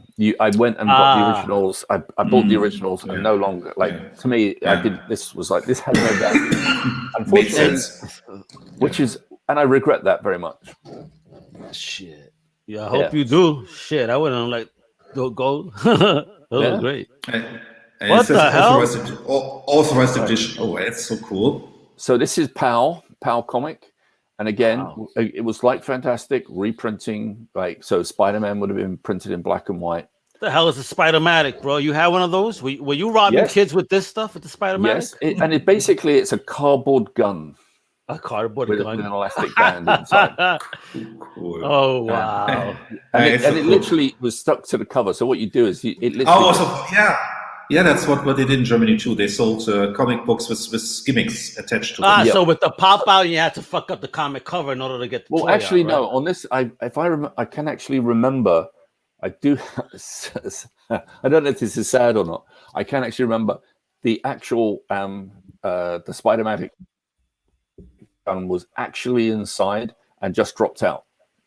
And because I remembered, because I had to I had to look through 3 or 4 different copies on the shelf to actually find one with it still in. Because too funny. what you could do is this is why they started taping them to covers, because it was just dropped inside. People were taking it out and then putting it in the other comic that they were actually going to buy, because they weren't going to buy it. No, in Germany there was shrink wrap. So if you had a gimmick inside, it was shrink wrapped. You couldn't read the comic. They started doing that. Like the shrink wrapping started maybe about 10 years later, and that would have been sort of probably this is 67, so the shrink wrapping would have probably been early to mid 80s, I think.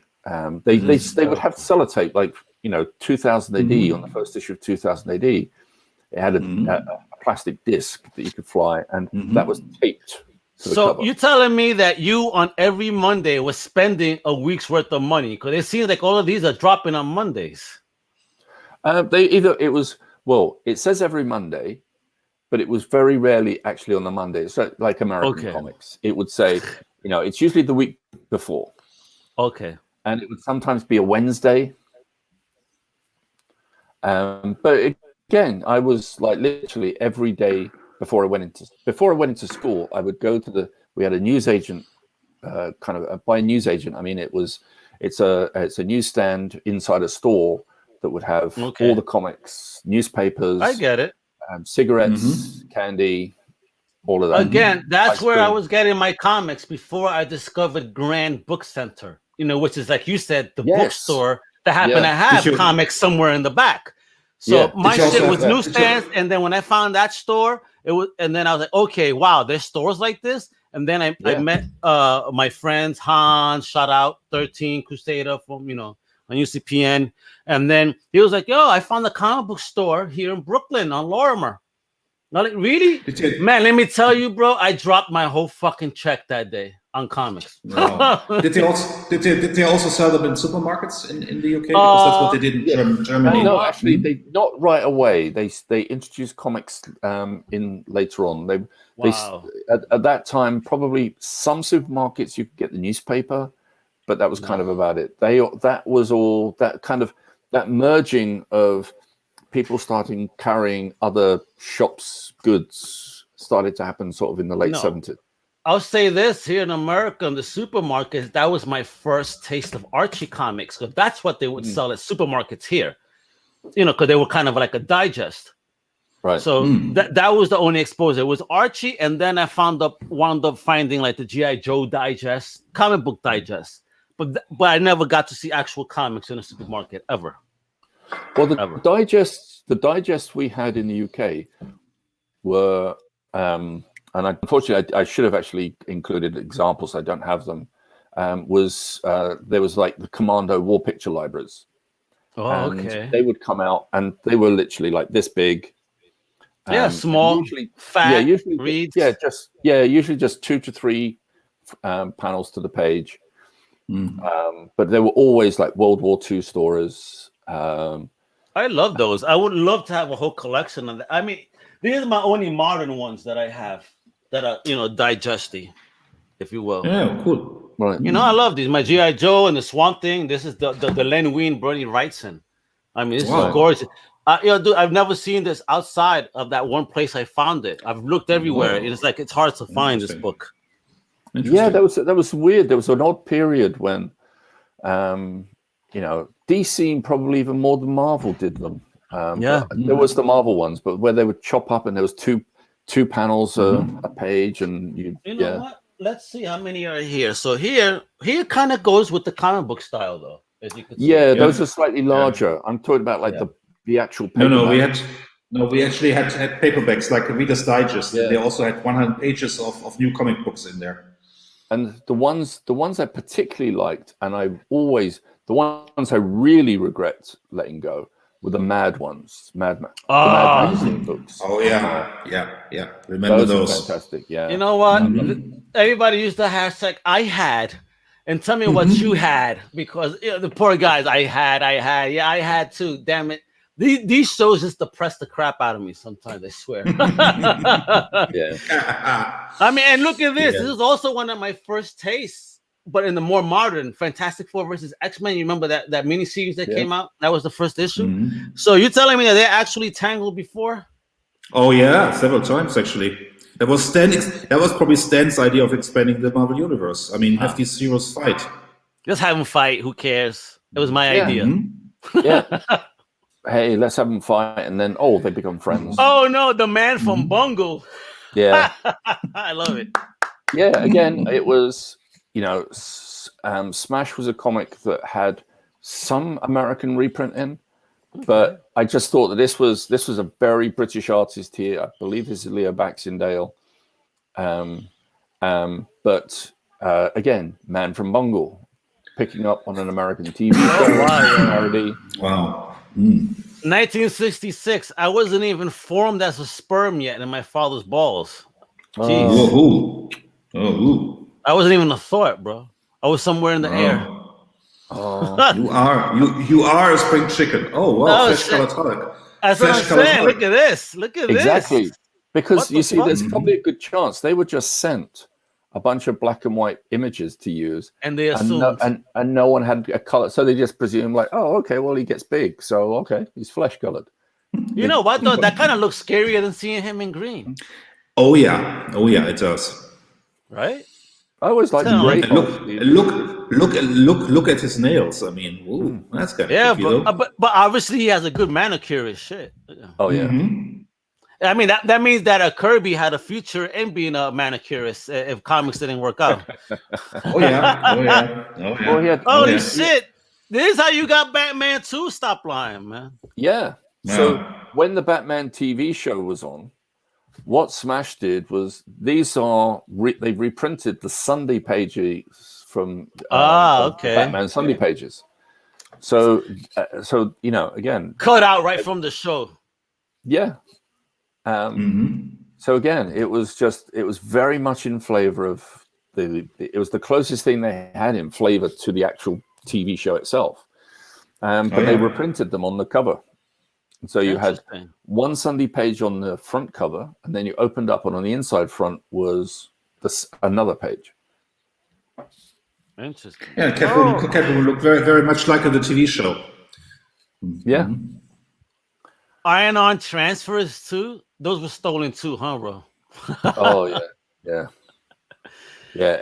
Again, Iron-On transfers was the big thing at the time, because again, like Terrific, Smash, PAL, Fantastic, all of those were British published, just licensed deals. Okay. So that wasn't officially Marvel. Gotcha. That was just to come in like just a few more years. Gotcha. Wow. This is pretty cool though. I would have loved to have that transfer. I would have been one of those assholes that would have stole that. Yes. But I wasn't born then, so I wouldn't have been able to do it. Yeah, but no, I mean this series of comics like Terrific, Fantastic, PAL, they gave them a good chance, and they lasted several years. What's several? 5, 6 years? Was it the lifetime? Maybe about 4 years before Marvel then decided we're going to do it ourselves.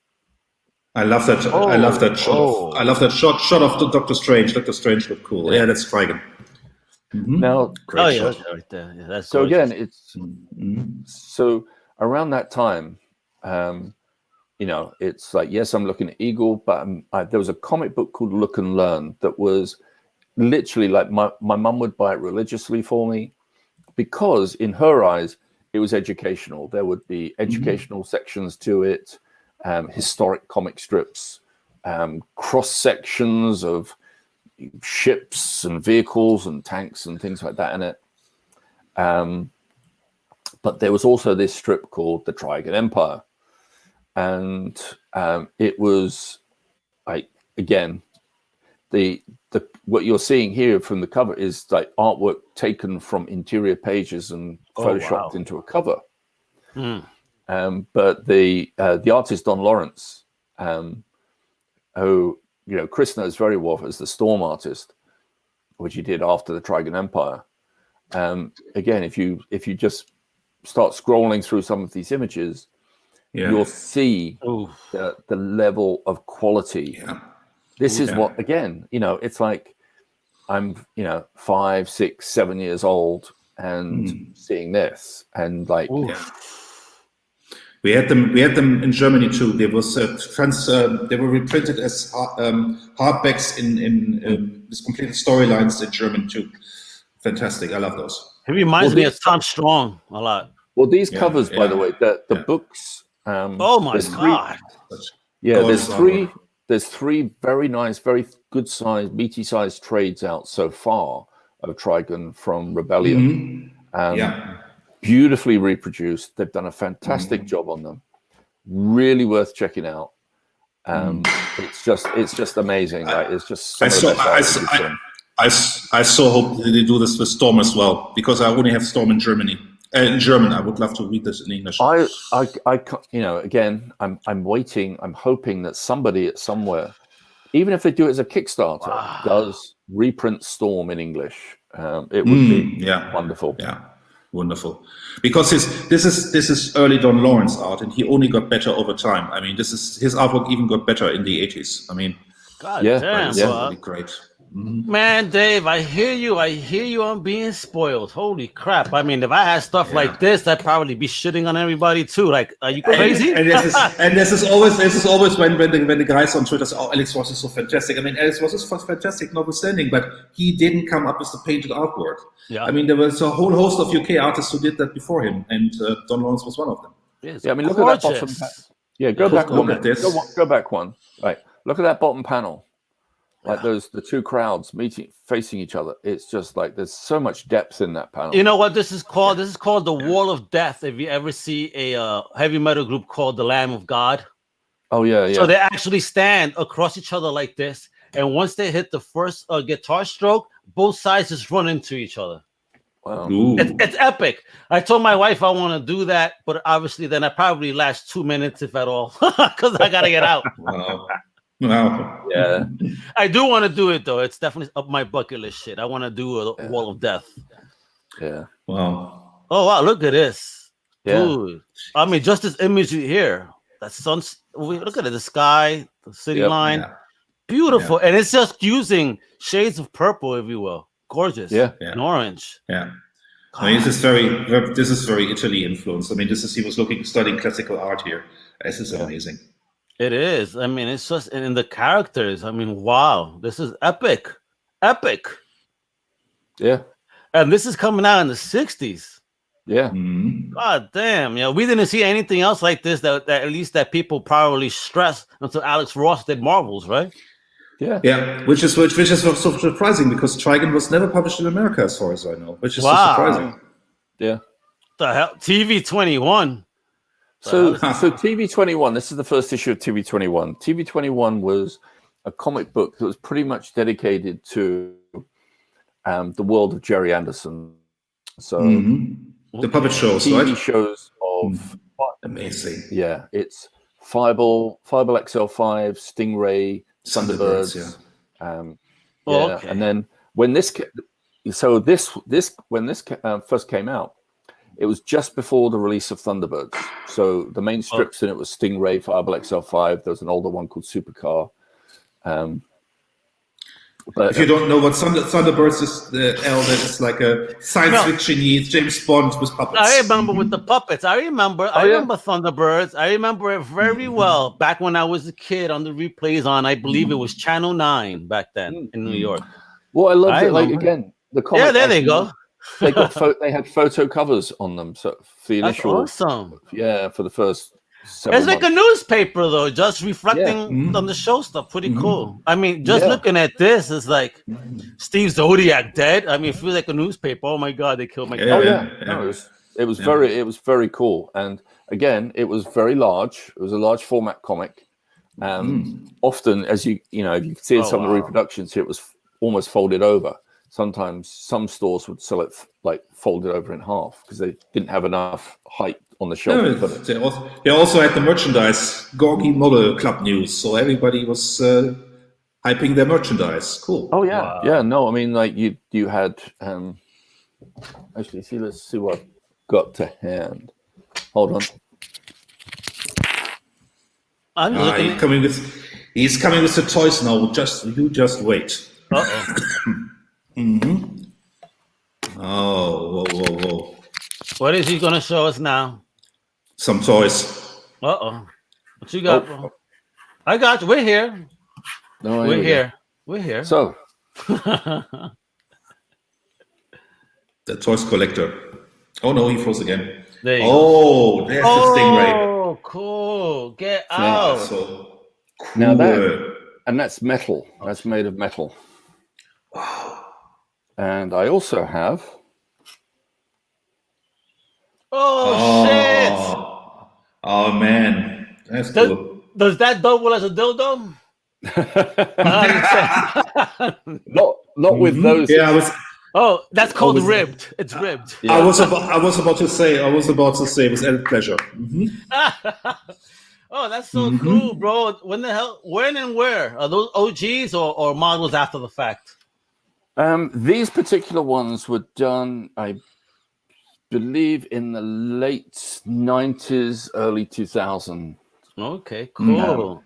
But I've got like a Thunderbird 2 from 1960s. Oh, wow. Yeah. And there goes a Stingray itself, folks, in comic form that he brought up. Pretty cool. Fireball. There it goes, man. The special doohickey. Now, I think, let's see which do. It's so cool. Beautiful art as well, though, man. Damn. So this page you're looking at right now is by Don Lawrence. So that's because, again, like Don Lawrence there was several artists that did strips like Fireball. Fireball was Don Lawrence, Ron Embleton, Mike Noble, all fantastic artists, British artists. Amazing guys. So there was no shortage of like top quality. A lot of these guys were book illustrators, magazine illustrators. And if you now go and Google Don Lawrence, don't be shocked and don't clutch your pearls, because in the 70s Don was also doing some softcore porn art for a Dutch publisher. So you will find some racy stuff when you Google Don Lawrence. Those were I don't know if they were, I think they were I'm not sure if they were reprinted from, I think it was Mayfair magazine in the UK. Something like that, yeah. I used to, I think somewhere I have those on one of my hard drives. I might have seen some, because for research purposes only, of course. Of course. Collected, of course. Collectors. Yeah. All these kids making me think of is the drink, Fireball. Jeez, man, that'll get you done. Yeah. That's a nice segue from the porn comics. Fireballs. Yep. And there goes the Stingray again, folks. Yeah. Wow. Again, the coloring is gorgeous, bro. This is Ron Embleton. That coloring, man. Who would later years? Look at the backgrounds on the last panel on the first tier. That's a very nice background here, Mr. Castle or whatever that is. That looks very nice. It's gorgeous. But this is the guy who went on to do Wicked Wonder. This is another. Here we go. Yeah, it's another Don Lawrence page. Really? But wait a minute. I know the art. Yeah, it's definitely different. I guess it's the coloring. That's Ron Embleton on Stingray. This is 5XL5. The next one's 5XL5, and it's a Don Lawrence page again. Now this is Frank Bellamy on Thunderbirds, who most people remember. Like most of the Thunderbirds, the best ones anyway, were all done by Frank Bellamy. And this would be a double-page spread in the very center of TV21. But you also have some very distinctly British-looking gentlemen, because if you look at the guy here with the hair, that looks very distinctly British to me. Yeah, it's not an American face. Yeah, no, I mean, again, it's a British comic. Yeah, man, that's the hair that David used to wear back then as a little kid. That's oh, absolutely. As a kid, that was my hairstyle of choice. Wow. Check this out, though. Again, it's just gorgeous. And folks, man, you guys are fans of the Thunderbirds because they did release a movie in the early 2000s, didn't they? But also, we were talking about innovative panel layouts. That was also a very innovative panel layout.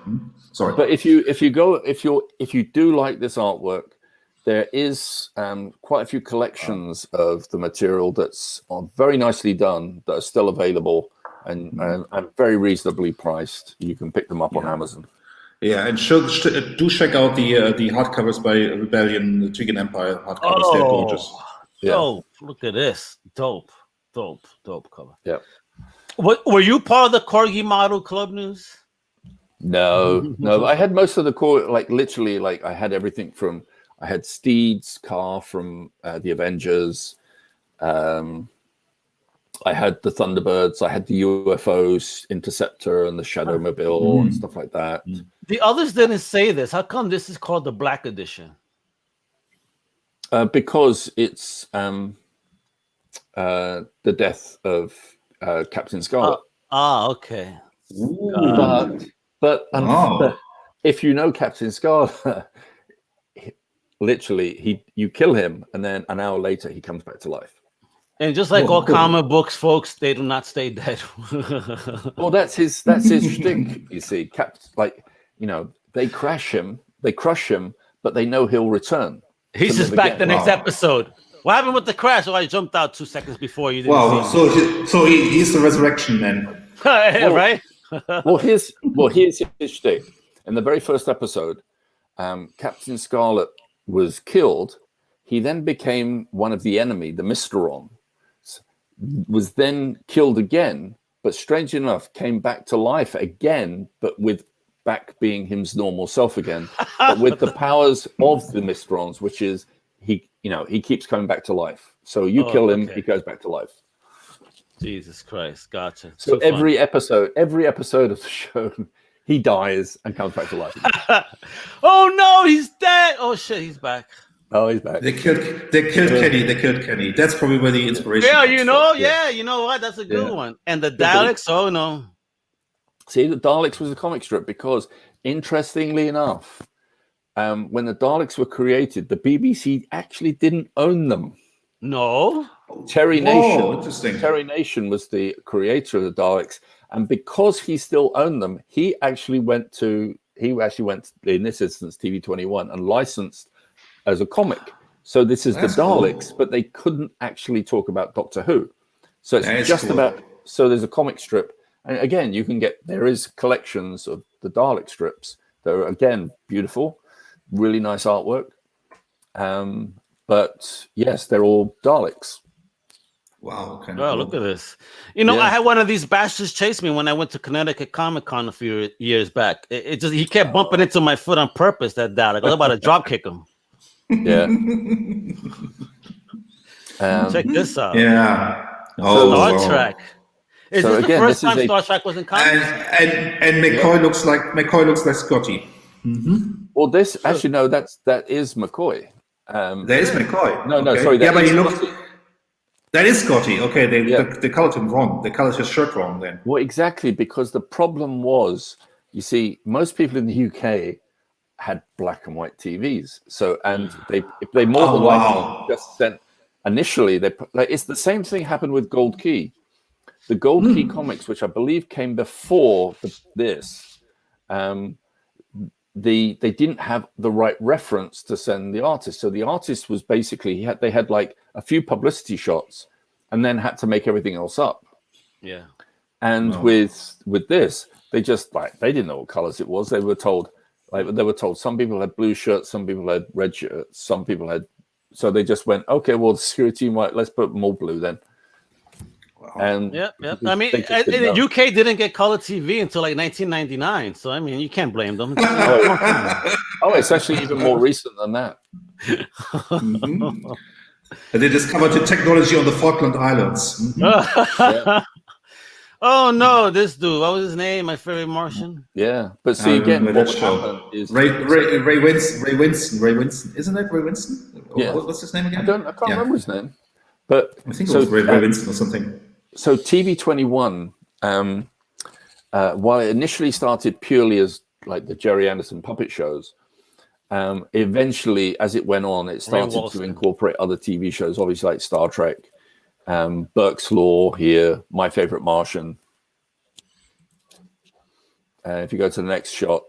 Oh, The Saint, man. The Saint, Land of the Giants. I loved that series as a kid on the rerun. That's a very young James Bond.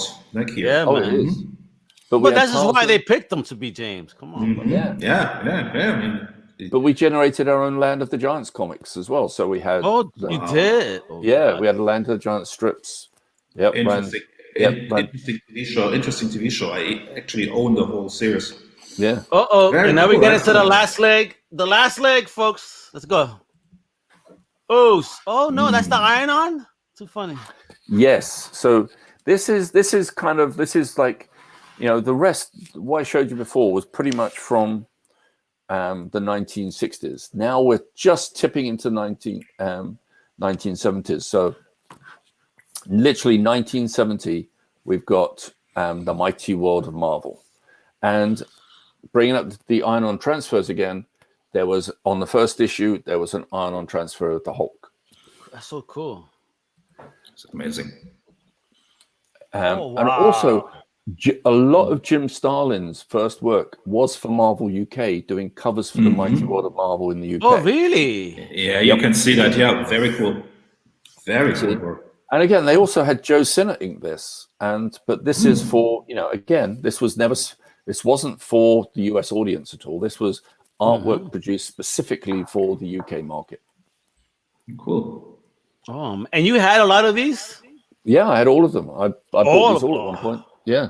Oh man! Because these even made it to Germany. I remember those. I found those at my local comic shop. So, do any of you have any left? One, no, at least. None. But you see, so these were when you open them up, most of it was black and white. Occasionally, they would do like two colors. So, like you'd open it up, and inside on the Spider-Man strip, maybe the red of Spider-Man's costume was always red, but and certain colors, things were red. Everything else was black and white. And then on the Fantastic Four, it would be their costumes would be blue, but everything else was black and white. I mean, I remember reading the first issue of the Doctor Strange series that Engelhardt Bronner started, and that's where he meets this character from Alice in Wonderland. And even in the 80s, when I found this from the 70s, I thought, what were they smoking? I mean, that was so bizarre. I mean, just sitting on a big mushroom talking to a caterpillar. I mean, Jesus. This is their own take on this classic cover, right? Because that's not how it looks. Yeah. But you see, again, this was like I'd seen the Fantastic earlier on, but I'd never really pictured it as Marvel. Like the brand Marvel didn't mean anything to me. I saw the X-Men, I saw the Fantastic Four, but the Mighty World of Marvel was the first time that I realized that all of these it was a line, it was a world. And it was shortly after this that I realized that, there's actually American comics that I can buy, but you had to search for them. The DC Comics had much better distribution at the time in the UK. The American ones you had to look for. Oh, look at that. This was Mighty World of Marvel did very well indeed, and so well enough that they span off Spider-Man out of that. So they gave him his own comic, and Thor was the backup strip. And these were all newsprint, though, correct? Yeah. Yep. Wow. This doesn't look newsprint. The covers, they switched to glossy covers, but the interiors were still like. Sometimes it was a little bit better than newsprint, but again, it was a similar quality. This looks fire. Oh man, I wish I could get my hands on some of these ones. They look so. But unique. these were week. Again, these were weekly, and it was a really good way to intro the Mighty World of Marvel. Like Marvel UK really sort of plugged in a lot of people into Marvel Comics and really exploded. The Titans. So as you can see, this is landscape format. Yeah. And I remember those. Yeah. Yeah. So when you opened it up, what they did was they printed 2 pages side by side so they could print more material in a single comic. Gotcha. So again, great value. A 32-page comic like this would actually have something like 60 pages worth of comic in it. Hey, I was born when this came out. I was just a couple of months old. Yes. Oh, nice. Look at this. But again, like, see, or you can see, like they had a lot of new covers done for them. Yeah. And and it was, you got Joe, Ron Wilson did an amazing, like Jim Starlin and Ron Wilson did probably more covers than anybody else. Oh wow! Look at this. Yeah. Super Spider-Man and the Titans. Well, this is, but you see, so of course, like one of the things that Britain did was if you've got like say 4 titles going, 3 are doing really well and one's not doing, is starting to slide. So what you do is if there's any material you want to keep going from that, you merge it with one of the others. And now, so Spider-Man would now be called Spider-Man and the Titans. And so the material that was in Titans is the best of that would continue on in Spider-Man. And then eventually it would just become Spider-Man again. You drop the Titans title, but it was calling it Spider-Man and the Titans told you, yes, don't worry. If you're looking for Titans, it's now part of this. Gotcha. So you'd always keep pulling readers on. Ooh, that's so nice looking. Holy crap. Yeah. Yeah. The Avengers got their own title as well. And this, they had, now this is funny. They had Doctor Strange to start with as the backup strip. So like, the first couple of issues was again, the Avengers and Doctor Strange. But later on, it became the Avengers. If you click on a couple. Oh, look at these. Yeah. Beautiful. And again, what they would do is they would often. Oh, shit. Conan is part of the Avengers. Look at this. And it only took them from then to now to really incorporate them fully, right? Exactly. But again, it was like the Avengers, Conan, even Doctor Strange. Wow. And what was interesting is the issue that actually, I couldn't get a large enough file copy of the image, but the first issue that actually had Conan in it, what they did was they were reprinting issue 100 of the Avengers. Okay. So again, it had a Barry Smith cover, and they put it side by side with a Barry Smith drawn Conan. Gotcha. And it was like, starting this issue, Conan comes to the Avengers, and of course they put the 2 images together, and it was like very cool. That is. And I always love this cover. I always love this cover, man. Yeah. And I love this rendition of Captain Britain too. And that's an eclectic mix. Fantastic Four, Nick Fury, and Captain Britain. That's an interesting mix, right? Yeah. But Captain Britain was the first real strip that was originated just for the UK market. Oh wow! So this is like you guys' first official superhero in the Marvel U. Yeah, but it was produced by American creators. So Chris Claremont he was the writer. Okay. And Herb Trimp was the artist. Yeah, man. I love this. Like that for me is an iconic look for him. I don't know about you, but always my favorite look. Yeah. Well, it's very British. It's the lion on the front. He's got a staff. Oh my God! Look what they're showing on the cover. Yes, I noticed. We have to keep this away from my screen. That means that he didn't get that in Germany. No, we didn't. Yeah, we probably didn't. not. And also to tell you the truth, nobody in Germany would buy a comic called Captain Britain. Yeah, why? I wonder why. Wow, check this out. Though. It looks great too. Look at this. Wow, classic. Well, stuff, what was also interesting is there was a short run where Captain Britain was drawn by John Buscema. Interesting. When Captain America and So it's part of the story you see on the screen was actually John Buscema took over the story, and there was Nick Fury was in there as well. But it was like, you had to pinch yourself. It's like, oh, wow, John Buscema drawing, Captain Britain, and wow. Yeah, and it's so interesting. Is this a UK edition of Heavy Metal? Because we had a German edition of Heavy Metal. Wow. I believe they got the US edition, and a lot of UK magazines, like comics, were stamped. They had basically a rubber stamp with the UK price on it, but magazines tended to have a sticker that you could peel off. Okay, because we had an own Heavy Metal German edition. There was mostly material from the American Heavy Metal, the French Heavy Metal, but there was also sometimes German artists doing content for Heavy Metal, because in the 80s we had a vibrant comic scene here. Yeah, you did. Yeah, no, I remember it. Because it's a shame. Oh, classic. That's Mobius, right? Yeah, it is. Because in fact, that's the cover. That's issue 3. That's the first issue of Heavy Metal I actually saw. And that was the first one I bought. And then I went back and found the other. I was lucky I managed to find the other 2. And Richard Common was the first American artist to work for Heavy Metal in France. Oh, check that out.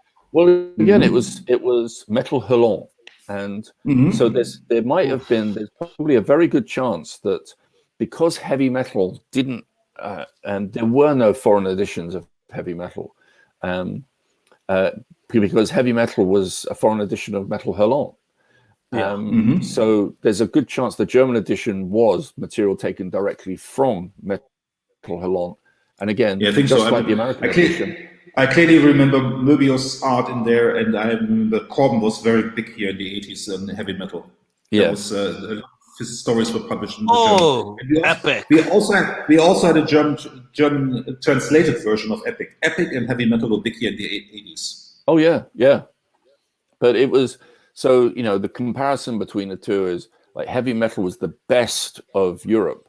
And what was also interesting about Heavy Metal was it was able to keep its momentum up and have so much good material for so long, because there was so much material in Europe for them to pick from, because it was reprint.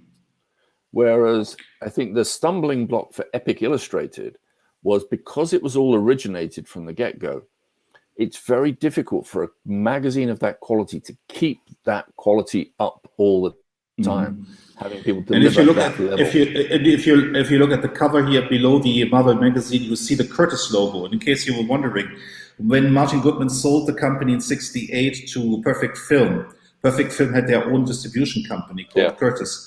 And when Martin Goodman was forced to retire in '72, or they didn't renew his contract because he stayed on as chairman, but then they didn't renew his contract. Curtis really let Marvel do what they wanted and said, we have our own distributor, do the adult stuff, and we push it out via Curtis. Yeah. Oh, classic cover here. Oh, amazing. Classic. Jesus. Epic in his early days was amazing. I mean, they had John Bolton doing the She-Devil. Oh, yeah. Was it She-Devil? Shadow the She-Devil. Exactly. Now, amazing.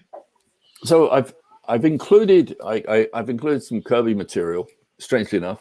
You cannot move away from Kirby. But the reason is that I included it is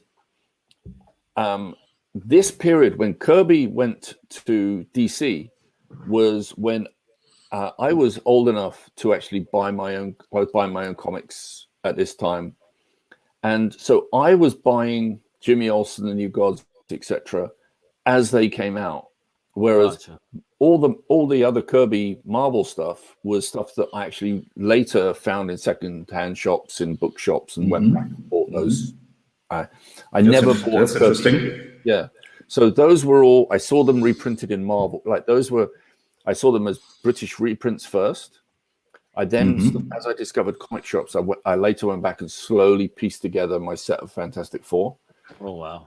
But the New Gods and the Fourth World, that I bought as it came out. And that was my first time where of any of this. So for me, like Kirby, like I identified him as, obviously I knew who he was by this stage, but it was like, yeah, it's like I was looking for this, and again by this point, I want to say that one of the things I wanted to mention earlier was it was TV21, the comic TV21 I showed earlier, was the first comic that actually made me start collecting comics. Oh, wow. Oh. That was what made me start. The idea of, I'm going to keep these, I'm going to keep them nice, I'm going to make sure these, like, all, you know, kept them all nicely sort of, you know, out of the light, in a box, collecting them. And then it was, I used to have all of the, like, I used to keep all the British reprint, Mighty Order Marvel and stuff like that. Again, until I realized that, like, I could start buying the American editions, and very slowly after a while, I'd give them away. Like, I would give them to friends and charity shops and things like that. Or I'd take them along to a bookshop, get trade so I could buy American comics. Cool. Oh yeah, we talked about that page. Yeah. But again, it was, you know, this was my introduction to Yeah. This to me is Epic. Yeah. And I mean, not and none of these comics were ever published in German. That's so none? fascinating. They never touched the fourth world. Oh, wow. And the first time I saw Mr. Miracle was when he showed up in an issue of The Brave and the Bold. Oh, Right. shit. Check that out. but That was probably too out there. I mean, it's like what Warner Brothers did for a long time. If it doesn't have Batman, don't put it out. And that was obviously too out there for the German audience. I had these. God, let me put up the hat. I had. Jeez. And it's also amazing because we had a new comic shop, used comic book shop opening up in Germany, and they put those out. They had those the whole run. And the guy from the other store in our town went to this new store and bought them all off the shelf and marked them up 7 times the price in his own store. Of course. That sounded like when my baby brother, he found like a 1.0 Amazing Spider-Man, #1. A friend of his had. He sold it for about $2,000 to some guy that flipped it for $6,000. yes. Yeah. I had all of these. You did this on purpose. Jesus Christ. But as you can see on these, like, Yeah, if you yes, look the at- stamp. 5 pence. There's a stamp. yeah, see, that's the price on there. 5. And nobody cared where to put the stamp. They could have put the stamp in the upper corner. No, just put it on the artwork. It doesn't matter. Well, again, they were trying to find a clear area, so put it on white. But again, you know, Commandy, it's like, so these were the titles that I was buying, and by this point, I was like well and truly a big Kirby fan. So I was like, oh, classic. I had this whole And run. I mean, this is also when you're a comic book fan in another country, and then Kamandi shows up into The Brave and Bold, and they say, well, if you want to read the story of Kamandi, we'll tell you some other time. yeah, Those comics were not available in Germany. Nobody told us the backstory of Kamandi. yeah. And this is great because this is the one, folks, that if you saw the Long Halloween Part 1, the DC Showcase is actually about this comic right here. Yeah. Oh, That was cool. nice. That was very nice little. Even the That's losers right. was pretty cool for the Part 2. I don't know if you saw that one. Yeah, I saw the losers. Yeah, that was cool too. Oh man, a favorite. I love OMAC, and I had a mohawk for a while. I mean, if you want to read one story that sums up why Jack Kirby was a genius, read the first issue of OMAC. I mean, this is such a groundbreaking comic book. It's so ahead of its time. Actually, read the first and second issues. But the first one is so amazing.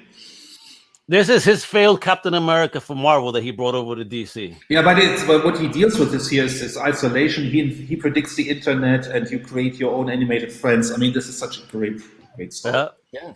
I had the whole run. Oh my god! And also the idea that, like, at some point in the future, yes, you're going to, like, in the mail order in the box is going to be your love doll. Yeah, and it's already happening for you guys to watch those nasty HBO specials.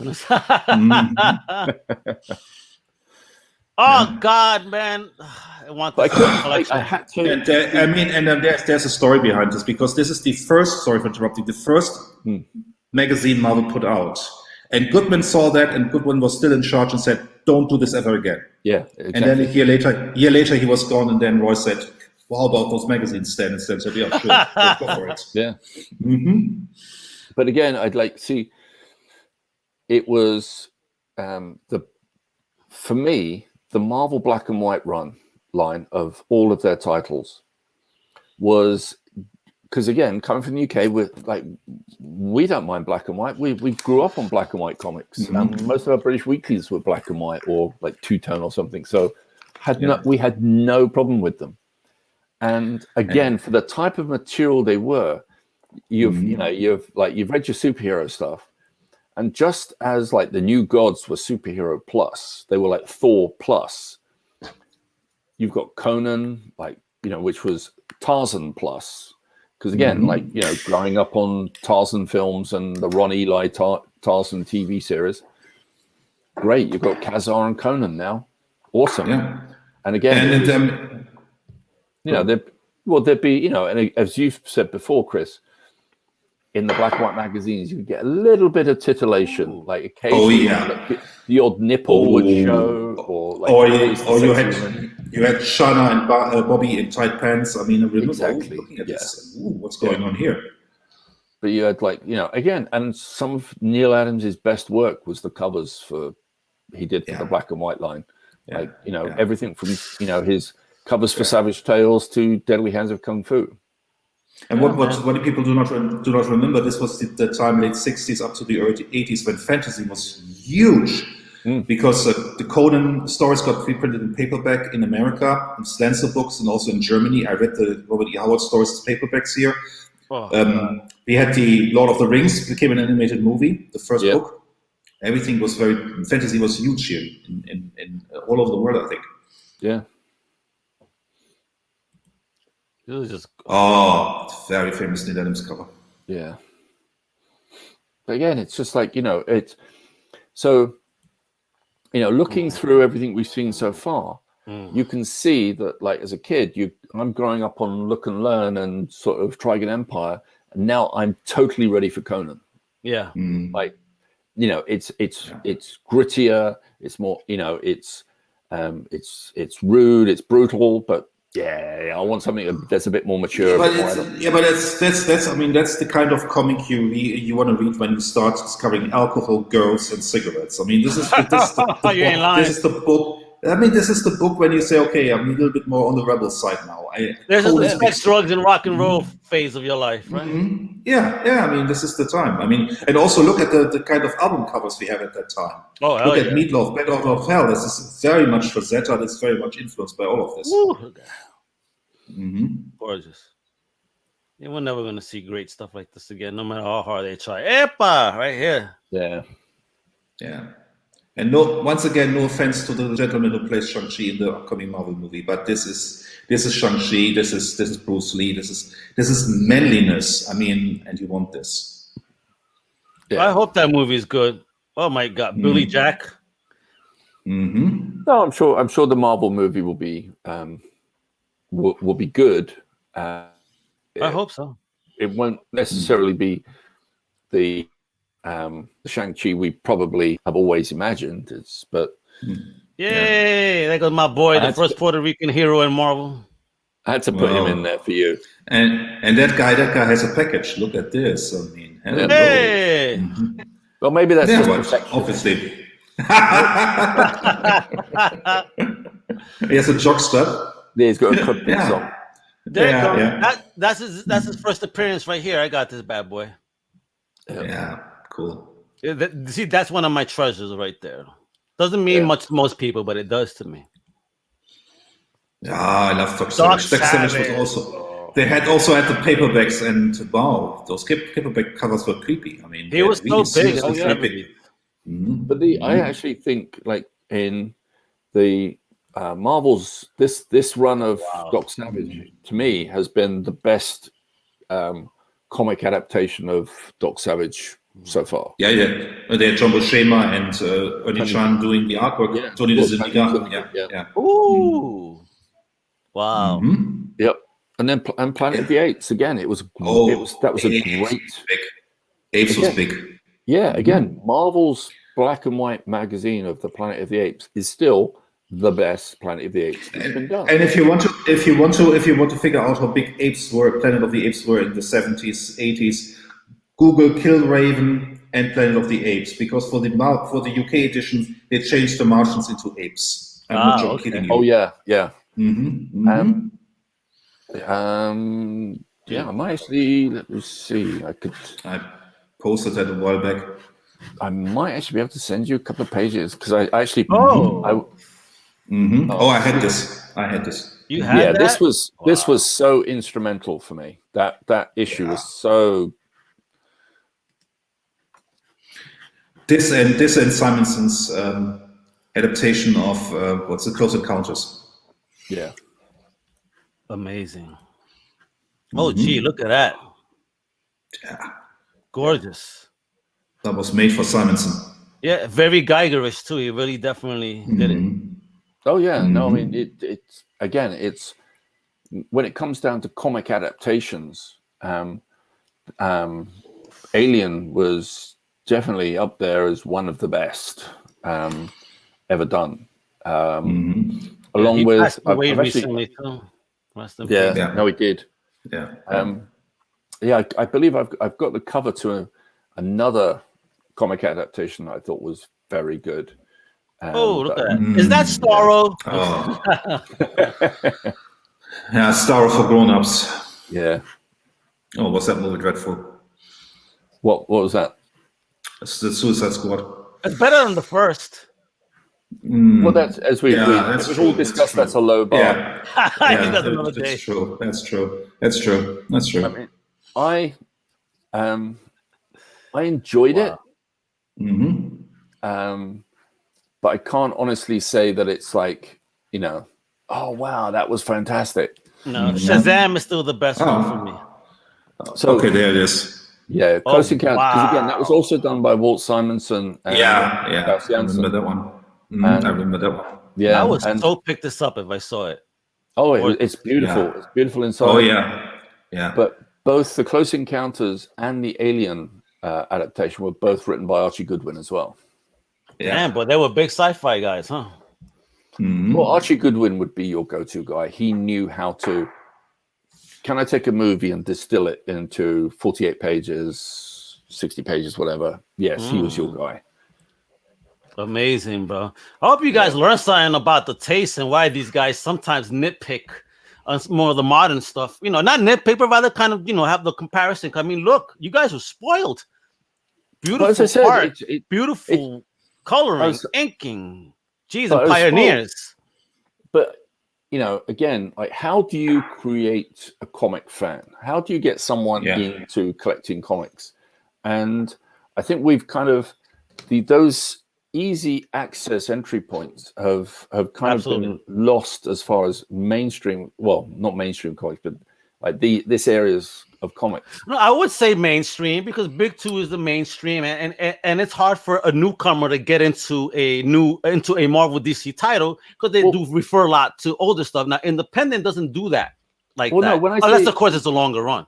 When I think of mainstream, I also think of Scholastic and I think of manga. Oh, true. And manga is still. I mean, manga's like it's still in its infancy here. No, manga's still on the rise, big time in the United States. It had it did really well like years ago, leveled out, but now it's going up again. So manga's doing well. Books like Scholastic are doing really well, which is great because that younger people are going to be exposed to comics and they're going to get it. So that's going to be their entry point. Like, again, I showed you things like the American reprints, Trigon Empire, stuff like that. For particularly American kids, their entry point into comics is going to be whatever's like Scholastic are doing. Yeah.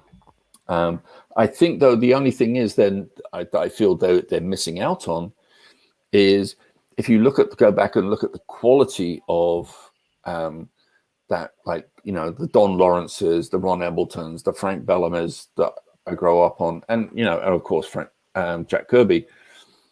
You're not getting that in the Scholastic sort of line. They're great. There's some really good stuff, very entertaining. I enjoy reading a lot of the Scholastic books, but on a visual level, shit, man. You're not getting that sort of super high quality that like we got. And that's not to say it's wrong. It's like it's different. It's different, but you know, it'd be. I for one miss that. So. And in case you were wondering why I'm distracted, I was just checking for some of my old tweets with the planets of the apes, but I can't find those old tweets. It's funny. I thought I could have them easily accessed on my desktop because I posted some of those pages recently. I was actually talking to Walt Simonson on Facebook, and I posted a bunch of pages there so he could see. He'd never seen them. Oh, yeah. Some comic creators haven't seen them before. I just noticed that. But hang on a second, we will get this. Okay. Anyway, well, a lot of news going on in the world of Batman. We'll touch about that next time because there's some stuff going on with certain characters. So maybe that's something we could touch on too. You know, changes in characters and maybe how they're perceived. You know what I mean? Yeah, I mean, I think we've touched on a little bit about changes in characters before. But now with the modern political take on it, like for example, Tim Drake, apparently DC releases books on Tuesdays, digitally, and apparently Tim Drake's character has come out as bisexual, and with the last page of where he's having, I guess, another male character ask him out on a date. So things like that just changes. I see a lot of people that are happy about it, and and in of course typical fashion, some people against change. But things to talk about. Anyway, this actually been action packed. I gotta leave because I actually have another commitment. This has been just as I found those images. You can post them. We can quickly post them. I think we have a minute. Yeah, bring it on in a minute, quickly. Yep. Get us those damn dirty apes. We want to see those damn dirty apes. There we go. I'll send you. See, unfortunately, Twitter won't let me send more than one image at a time. Yeah, that's annoying. Let's send the first one. Yeah. Oh, wow. Oh, here we go. Yeah, that's some apes. Let's do this. Boom, and then boom, boom, boom, boom, boom. We got this one. All right. Look at that. Look at this ape here. And now he was talking about interiors, right? I mean, with those thick black lines and all. Yeah. Oh my God! Hold on, folks. He's getting interiors. You get some interiors. I sent you a page of Neil Adams done that way. Oh yes, that's what we're talking about. I saw that. And look at that. And look at that ape. That's not an ape. No, we're gonna get your sign right now. You want to see some apes? Check this out. Be nice if I knew how to spell JPEG. Huh? Go. And boom. Check that out. Look at that. Yeah, I saw that. That's cool. Gorgeous pages, man. Let me go this one. Make this the last one, Dave. Okay. Yeah, but before we break, I need to ask Dave, what are you working on? What's there on your drawing board, Dave? Oh, that's actually a commission. A friend of mine, a long-standing. I don't do commissions, okay. But I every now and again, so I've posted a few things on Instagram, and somebody, like an old friend of mine, says like, "Oh, look, I'd like to commission you to do a piece." I said like, all right, what do you want? And he said, John Constantine. And it's just like, I've never drawn Constantine. I remember I read a lot of the early issues. I think I kind of gave up reading Constantine after Garth Ennis. Oh, check that out. Let's see. The original haircut. Yeah, man. The punk rocker. So basically, based on Sting. Mm-hmm. Yeah, it was like I went for a younger Constantine, but again, I threw some sort of like monsters and creepy things in the background. Excellent work, sir. Very cool. So, that looks gorgeous. That looks amazing. You still got it, kiddo. Oh shit. Yeah. Well, hey! Get that black magic going. I have actually started inking a graphic novel that I wrote, and I'm working with an artist on. So maybe in one of our next podcasts, I'll be able to show you a little bit of that. So getting my art jam back together again. What a team. Excellent. Very cool. Yep. Well, folks, you know what to do. Hang out with us again in 2 weeks when we cover another topic, a whole bunch of goodness. So get your wine, get your snacks, and come on and hang out and comment. Thank you for everybody that tuned in today. I'm Al with Dave and Chris. You know what to do, right? Visit the website, comiccrusaders.com. Visit undercovercapes.com. Download our app on the Google Play Store. And guess what? You can even buy comic books from us now.